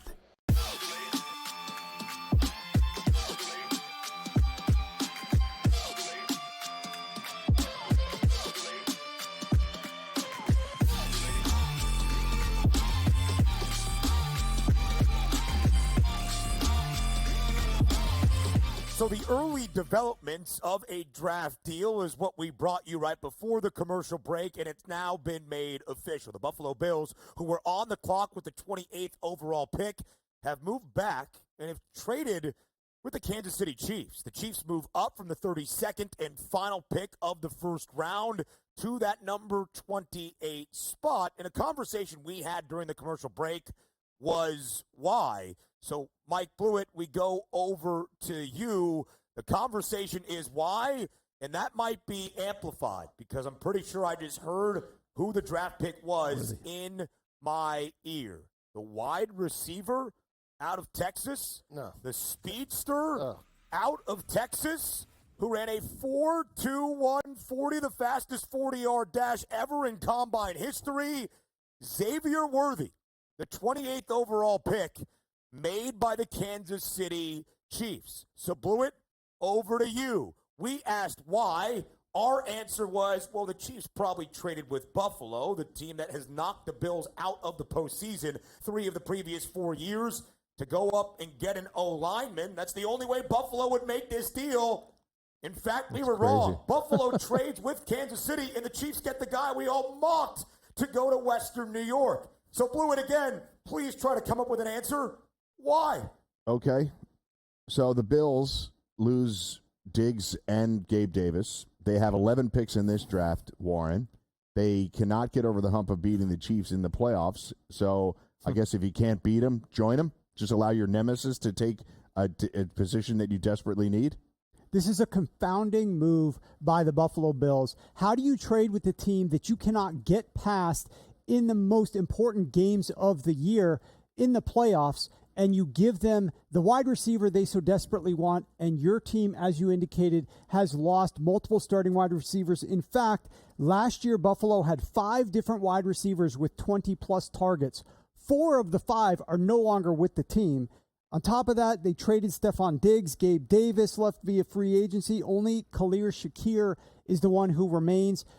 We were discussing maybe the only way, I thought this trade was dumb to go and trade with Kansas City, the nemesis of your team, from the jump. But the only way it sort of made sense is if KC gave the assurance that they were going to draft offensive line. You don't need offensive line. Maybe the wide receiver that you want will still be later. Nope, not happening. They go up and they get the speedster, giving Patrick Mahomes the weapon he desperately needs. Rashee Rice suspended, likely for some games to start the year. That fills that void as well. I'm happy in a sense that Xavier Worthy went because I needed him to go, but this makes no sense for the Buffalo Bills. And I will say this, Sean McDermott, if this team cannot get to the Super Bowl this year, Josh Allen's cap hits are set to absolutely explode. They will get up to $30 million in 2024 this year, go up to $61 million next year. This team has had so many years of low cap hits with Josh Allen, even after giving him that restructured deal. That big long-term contract, those cap hits were minuscule for several years. They bought themselves a lifeline, and they still have not been able to have some success. If they do not get to the Super Bowl, they've got to look a different direction. I do not think Sean McDermott is the answer for Buffalo. Cap, do you have any way, in a minute, do you have any way to explain what this move looks like? Well, I know Kansas City, in the pre-draft process, Mike, has been all over Worthy, so I knew they loved him. But, man, Buffalo needs an elite deep threat. Diggs was never that guy. Very good football player, but they need someone who could run. Why would you trade with your nemesis? It makes no sense to me. No, to answer your question, I cannot figure that out. And they're not going to pick up much in terms of capital, Ben, so I struggle to find why they would trade with the Chiefs here. Lisi, we'll get your thoughts on the actual prospect that is Xavier Worthy and what feels like a match made in heaven now in Patrick Mahomes' offense in KC. But, Kev, we're still struggling to find answers. Do the odds tell a story and a reason why? We're able to kind of talk to one another throughout our commercial break, saying this probably is offensive line. The Chiefs were a favorite to draft offensive line, and that number grew throughout the day as high as minus 170. Could Buffalo have made an assumption here? Perhaps that's a horrid job. Maybe Buffalo just doesn't like Xavier Worthy. I know plenty felt this could be a landing spot for him. Prospects, again, it can be team-dependent here. Clearly, Kansas City loves him. Again, maybe Buffalo does not. The interesting thing is there is a world that the Niners also go wide receiver to where the Bills now don't get Worthy, but potentially another wideout could come off of the board, Ben, before the Bills seemingly will select at 32. Again, pre-draft, Buffalo was minus 320 to take a wide receiver with their first pick. Still could happen, but a confusing move. More here on SportsGrid next.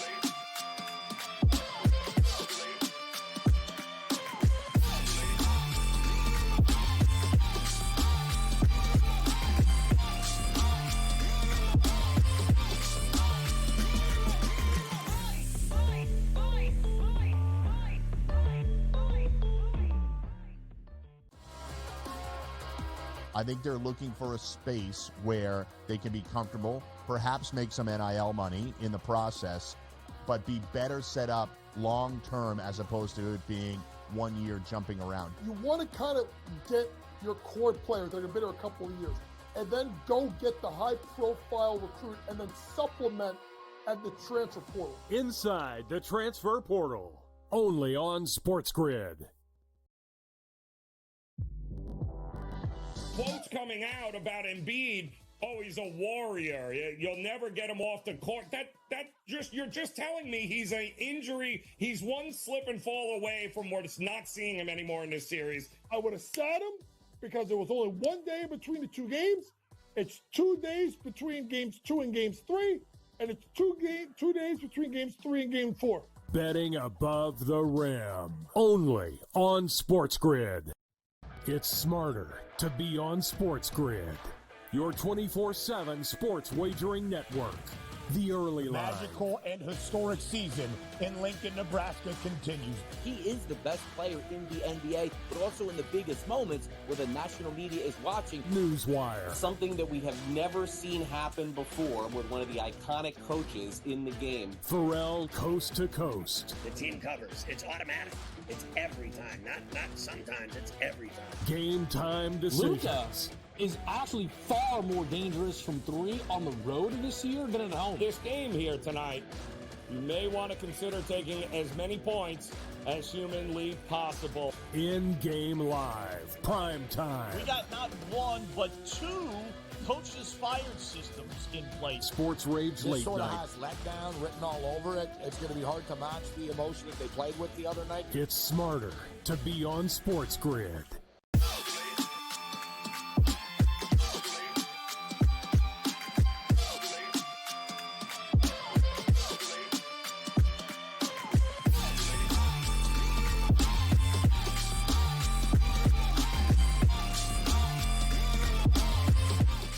There are only 3 picks remaining in the first round on the opening night of the 2024 NFL Draft because the Dallas Cowboys, who traded with the Detroit Lions, the hometown team, tonight moved back to 29th overall. We're on the clock and just made the pick official. The Dallas Cowboys, with the 29th overall selection, have drafted the offensive lineman out of Oklahoma.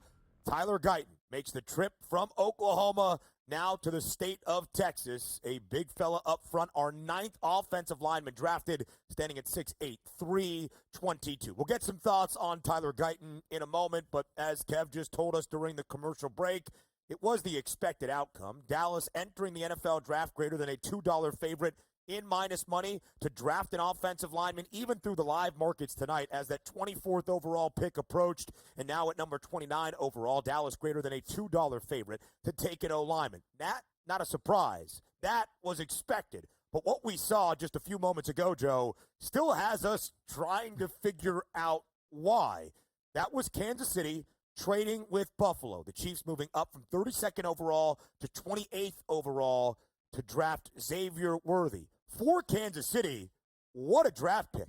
For Buffalo, what are you doing? Have you been able to wrap your head around why this deal even occurred in the first place? Absolutely not. The Dr. Evil of the draft, the Buffalo Bills. Why take a wide receiver when you could give it to the Kansas City Chiefs and allow Marquise Brown and Xavier Worthy to run up and down the field should you meet in a playoff game? I just don't understand it. Not only that, Ben, but we're talking about Buffalo. Okay, they trade with Kansas City. They pick dead last now in terms of 32 overall. What happens if Baltimore selects A.D. Mitchell? Now you're looking at Jalen Poe spoke. You're looking at Troy Franklin, secondary wide receivers when you could potentially have had maybe a Brian Thomas Jr. or a big play threat. What is Buffalo doing? This is an F already, and they haven't even selected. Yeah, we'll see what they do at 32nd overall with two teams still in front. The Baltimore Ravens at 30th overall and the San Francisco 49ers at number 31. So, Blewitt, we've asked a lot of why, and I don't think we have a great answer except for saying Buffalo, not your smartest decision ever. But let's focus on the move for KC. They add the speedster in Xavier Worthy. Again, it bears repeating because it was historic. A 4.21 40-yard dash at this year's NFL Scouting Combine, the fastest we have ever seen in the history of the Combine. And Blewitt, before running that 40-yard dash, meeting with the media in Indianapolis, when asked which NFL team he might want to go to, Xavier Worthy named the Kansas City Chiefs and highlighted what the offense did with Tyreek Hill, thinking he could be that guy. You know, Kansas City was perked up with the idea that Xavier Worthy could fall into their lap. Yeah, so Warren, I'll go to you on this one simply because Patrick Mahomes really has some speedy weapons in a way he hasn't had actually in a couple of years. In addition to guys like Justin Watson and Rashee Rice, they added Marquise Brown during the offseason. They still have Sky Moore there, and now they add the fastest player in the entire draft in Xavier Worthy, so emphasizing speed in a way that they haven't been able to acquire in the last couple of seasons. It's a different way to attack defenses that they have not been able to attack. If you look at Rashee Rice, obviously he was their leading receiver, but 71% of his receiving yards came after the catch, the highest rate of all qualifying receivers. So it was shorter underneath stuff that then he could do something with after he caught the ball. Worthy is the exact inverse, right? He's going to be going down the field for some of the deeper shots, create space in the defense, open up the run game a little bit more, test that too high a little bit, maybe push him out of that. So I think it's a great opportunity for the Chiefs to grab a guy that can do some of this. And it's not like Andy Reid's not going to figure out other ways to use him underneath. Like, they're not going to just treat this guy as a pure deep threat all the time. They're going to be able to use him in a variety of ways. I thought it was a great pick, absolute A+.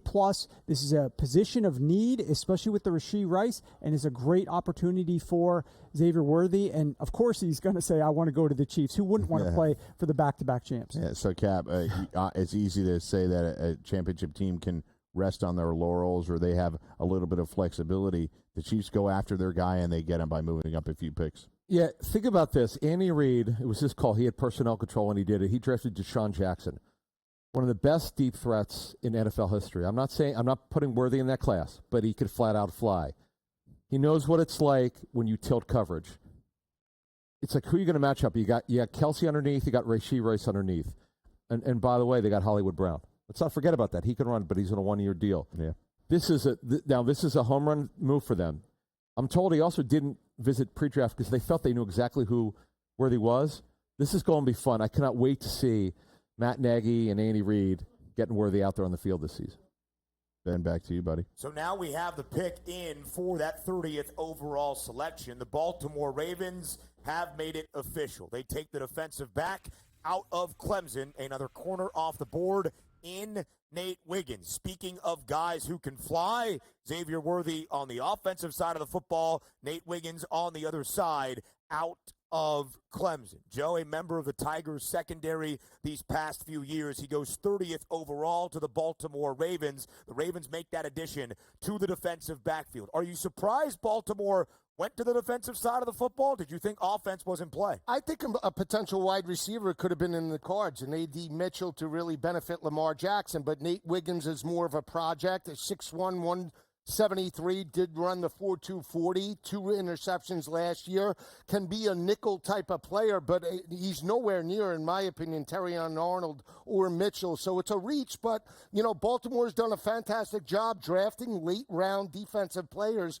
that have started immediately, so we'll see how it plays out in Baltimore this year. The third cornerback off the board, Nate Wiggins, goes 30th overall to the Baltimore Ravens. So just 2 picks remaining here in this 2024 NFL draft after Nate Wiggins goes 30th out of Clemson. He goes in front of Cooper DeJean, the cornerback safety combo perhaps out of Iowa.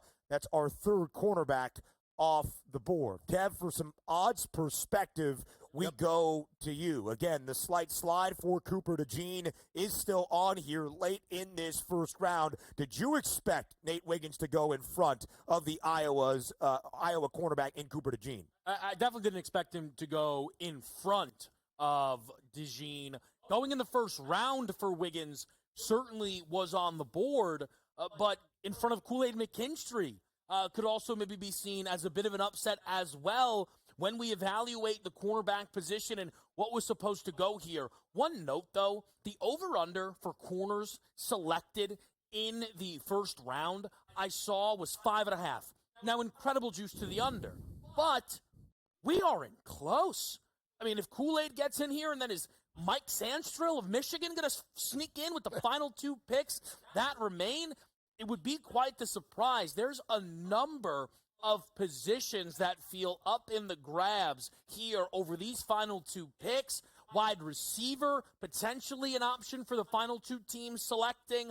Offensive line, I know the folks still rooting in. Another one there. Conference over-unders will be decided as well in these final selections. So a lot on the board, Ben, when we look at the Niners as well as trying to figure out what the Buffalo Bills will do at 32. It seemed obvious, but they also gave Xavier Worthy to the Chiefs, so I feel like we don't know anything now. A lot to be determined here in the last 2 picks of this 2024 NFL Draft in the opening night in Detroit in the first round. The San Francisco 49ers now on the clock with the 31st overall selection. It's been an uneasy start to the offseason up by the Bay, mainly surrounding Brandon Ayuk. We'll see what San Francisco decides to do with the 31st overall pick, and then a team we're not expecting to draft 32nd overall, that being the Buffalo Bills. That's how we will round out this opening round as of this moment, with the 49ers on the clock with that 31st overall pick. What does San Francisco decide to do? What does it mean for the team booked as the Super Bowl favorites for the 2024 NFL season? It's not KC, it's San Francisco. Find out next here on SportsGrid.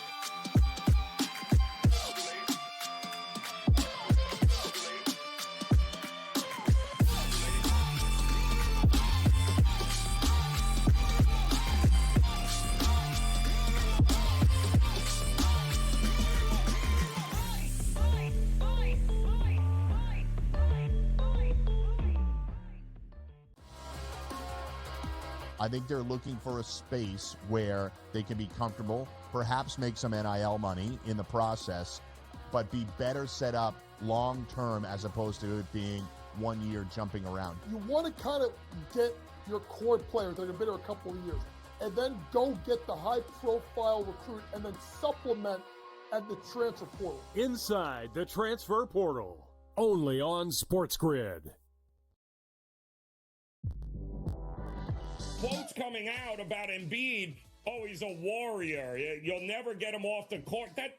You're just telling me he's an injury. He's one slip and fall away from not seeing him anymore in this series. I would have sat him because there was only 1 day between the 2 games. It's 2 days between games 2 and games 3, and it's 2 days between games 3 and game 4. Betting above the rim, only on SportsGrid. It's smarter to be on SportsGrid, your 24/7 sports wagering network. The early line. Magical and historic season in Lincoln, Nebraska continues. He is the best player in the NBA, but also in the biggest moments where the national media is watching. Newswire. Something that we have never seen happen before with one of the iconic coaches in the game. Pharrell, coast to coast. The team covers. It's automatic. It's every time. Not sometimes. It's every time. Game time decisions. Luka is actually far more dangerous from 3 on the road this year than at home. This game here tonight, you may want to consider taking as many points as humanly possible. In-game live, prime time. We got not 1, but 2 coaches fired systems in place. Sports Rage This Late sort of Night. has letdown written all over it. It's going to be hard to match the emotion that they played with the other night. It's smarter to be on SportsGrid.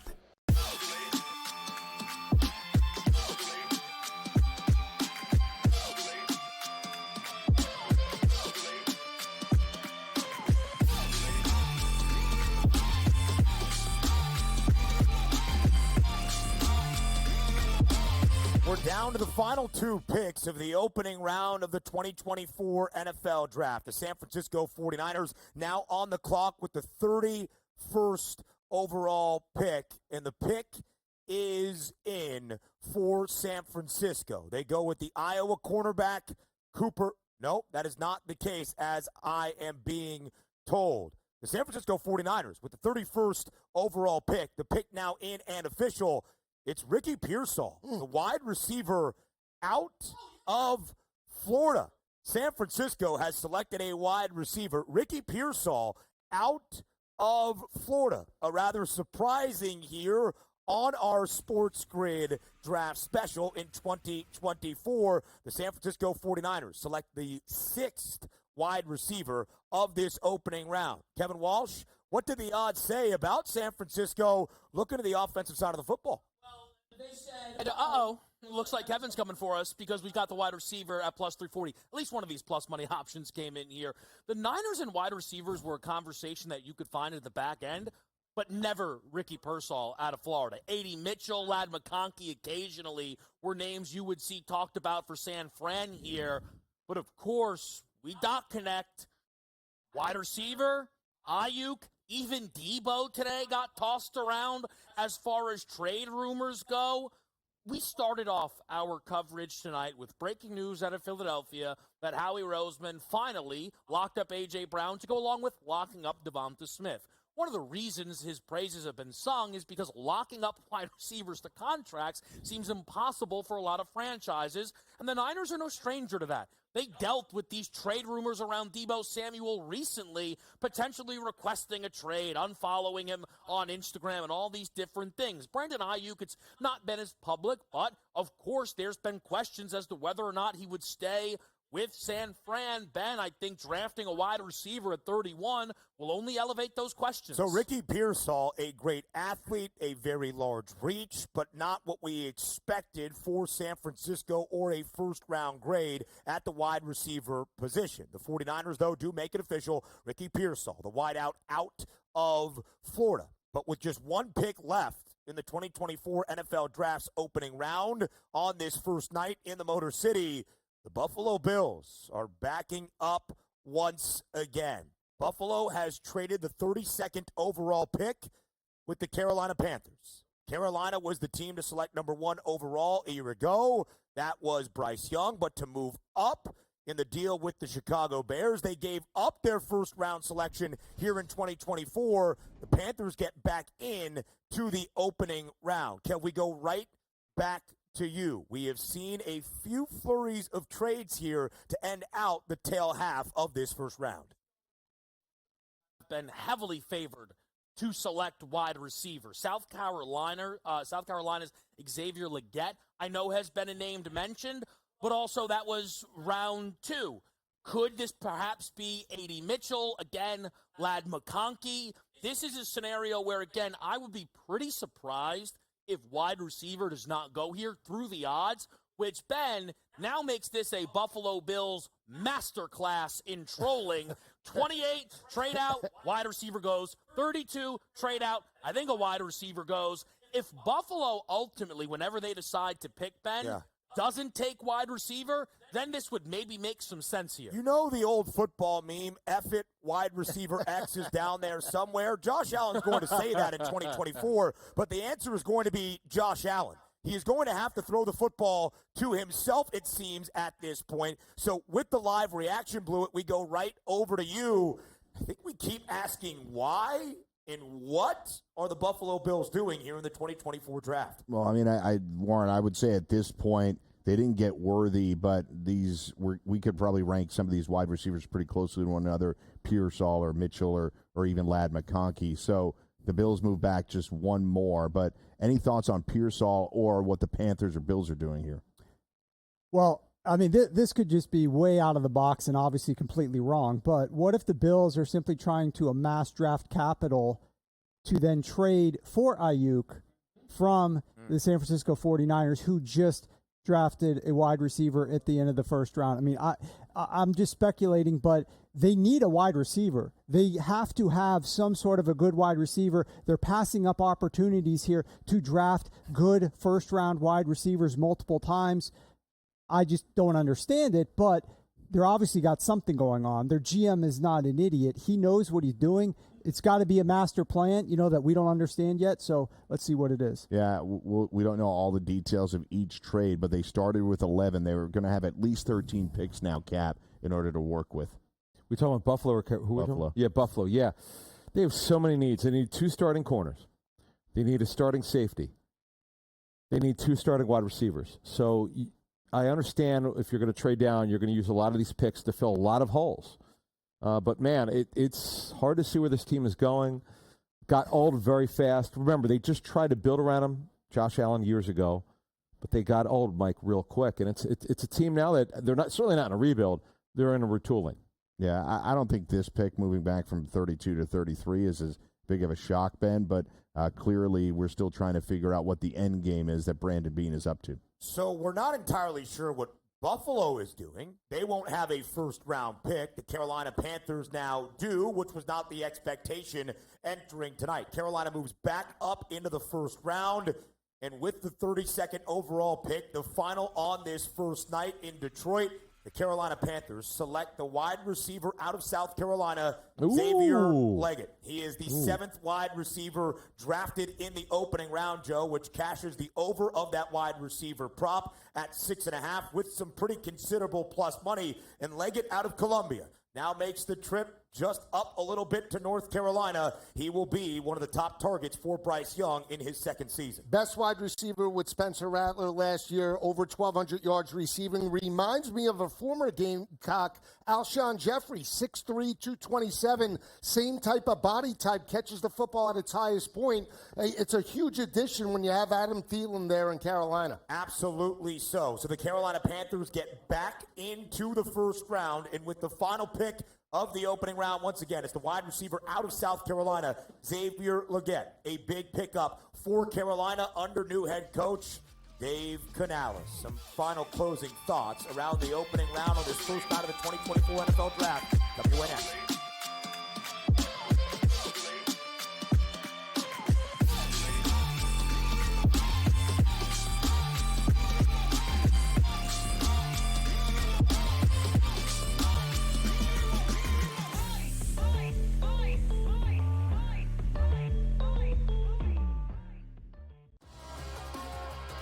I think they're looking for a space where they can be comfortable, perhaps make some NIL money in the process, but be better set up long-term as opposed to it being 1 year jumping around. You want to kind of get your core players that have been there a couple of years, and then go get the high-profile recruit and then supplement at the transfer portal. Inside the transfer portal, only on SportsGrid. Quotes coming out about Embiid. Oh, he's a warrior. You'll never get him off the court. You're just telling me he's an injury. He's one slip and fall away from not seeing him anymore in this series. I would have sat him because there was only 1 day between the 2 games. It's 2 days between games 2 and games 3, and it's 2 days between games 3 and game 4. Betting above the rim, only on SportsGrid. It's smarter to be on SportsGrid, your 24/7 sports wagering network. The early line. Magical and historic season in Lincoln, Nebraska continues. He is the best player in the NBA, but also in the biggest moments where the national media is watching. Newswire. Something that we have never seen happen before with one of the iconic coaches in the game. Pharrell, coast to coast. The team covers. It's automatic. It's every time. Not sometimes. It's every time. Game time decisions. Luka is actually far more dangerous from 3 on the road this year than at home. This game here tonight, you may want to consider taking as many points as humanly possible. In-game live, prime time. We got not 1, but 2 coaches fired systems in place. Sports Rage This late sort night. of has letdown written all over it. It's going to be hard to match the emotion that they played with the other night. It's smarter to be on SportsGrid.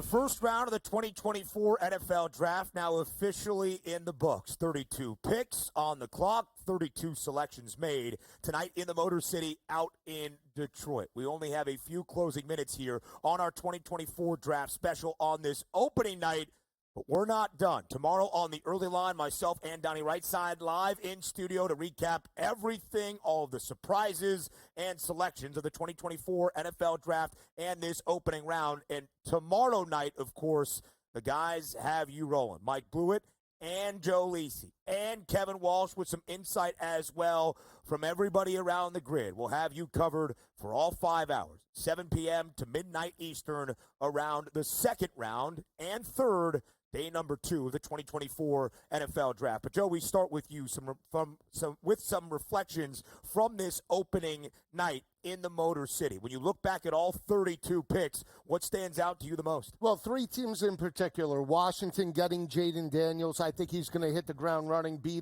a potential Rookie of the Year candidate. Marvin Harrison Jr. with Arizona. And I'll go a little deeper. I think the Rams really got a great player in terms of Jared Verse that'll make up for the absence of Aaron Donald. I think they got a steal at 19 overall. He's a Myles Garrett type of player. Those are the 3 teams immediately that stand out to me, Ben. Blewitt, the prospects now become projections of what they will add to their NFL organizations. How will they shape the future of these NFL franchises? Let's head over to you to get some reactions from this opening night of the 2024 NFL Draft. I'll go last amongst our crew. Warren, I'll head to you first. What are your final thoughts? Yeah, I'll give you 5 teams. 2 that I thought did great by trading up, Vikings and the Chiefs.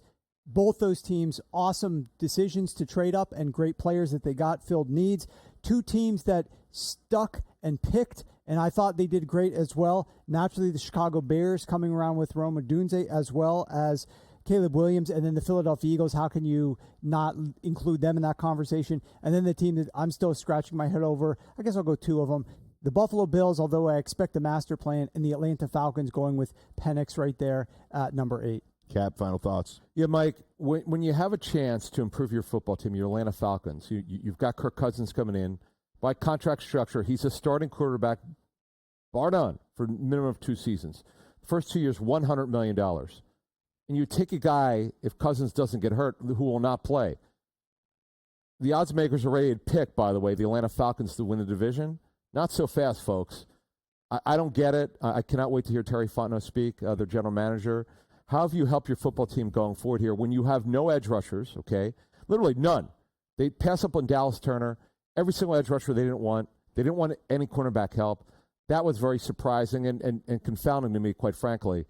But this draft has got surprises. I told our crew here before the draft started, there are going to be some things that happen. You're going to go, I don't get it. The Penix one was clearly it.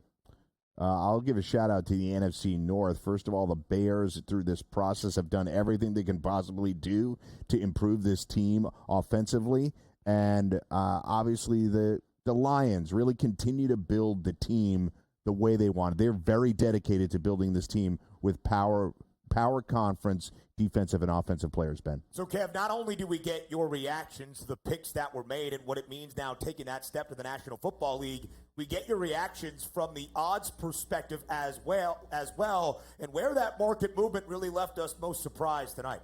Well, look, 4 guys that a lot of people would have expected to be first-round picks: Kool-Aid McKinstry, Cooper DeJean, A.D. Mitchell, and Johnny Newton of Illinois. All guys that, again, I know they had odds to go in the first round. Maybe wasn't room for all of them, but all 4 of those guys missing would have been quite the parlay if you could have found those guys' odds to not be first-round picks. But the odds movement was not just through the draft, it's through the Rookie of the Year odds. Caleb Williams, plus 350, drops to plus 250, perhaps because Michael Penix, a quarterback, completely out of that race, many would imagine, sitting behind Atlanta Falcons quarterback Kirk Cousins. You also, on the defensive side, saw Latu close as the favorite at plus 700. Dallas Turner, who went to Minnesota, jumped him and is now the favorite at plus 600. We know an award that is continuously favored pass rushers, so Turner and Latu. But don't forget Jared Verse, who finds a home in L.A., attempting to replace Aaron Donald. A historic night at the National Football League draft as well. 6 quarterbacks go in the first 12 picks. It is the first time in the modern draft era, dating back to 1997, we have seen 6 quarterbacks go in the first round. For everybody here, all of our cast and crew behind the scenes that made this draft special possible, Kevin Walsh, Adam Kaplan, Mike Blewitt, Warren Sharp, and Joe Lisi, I am Ben Stevens. Thanks for joining us on the opening night of the 2024 NFL Draft.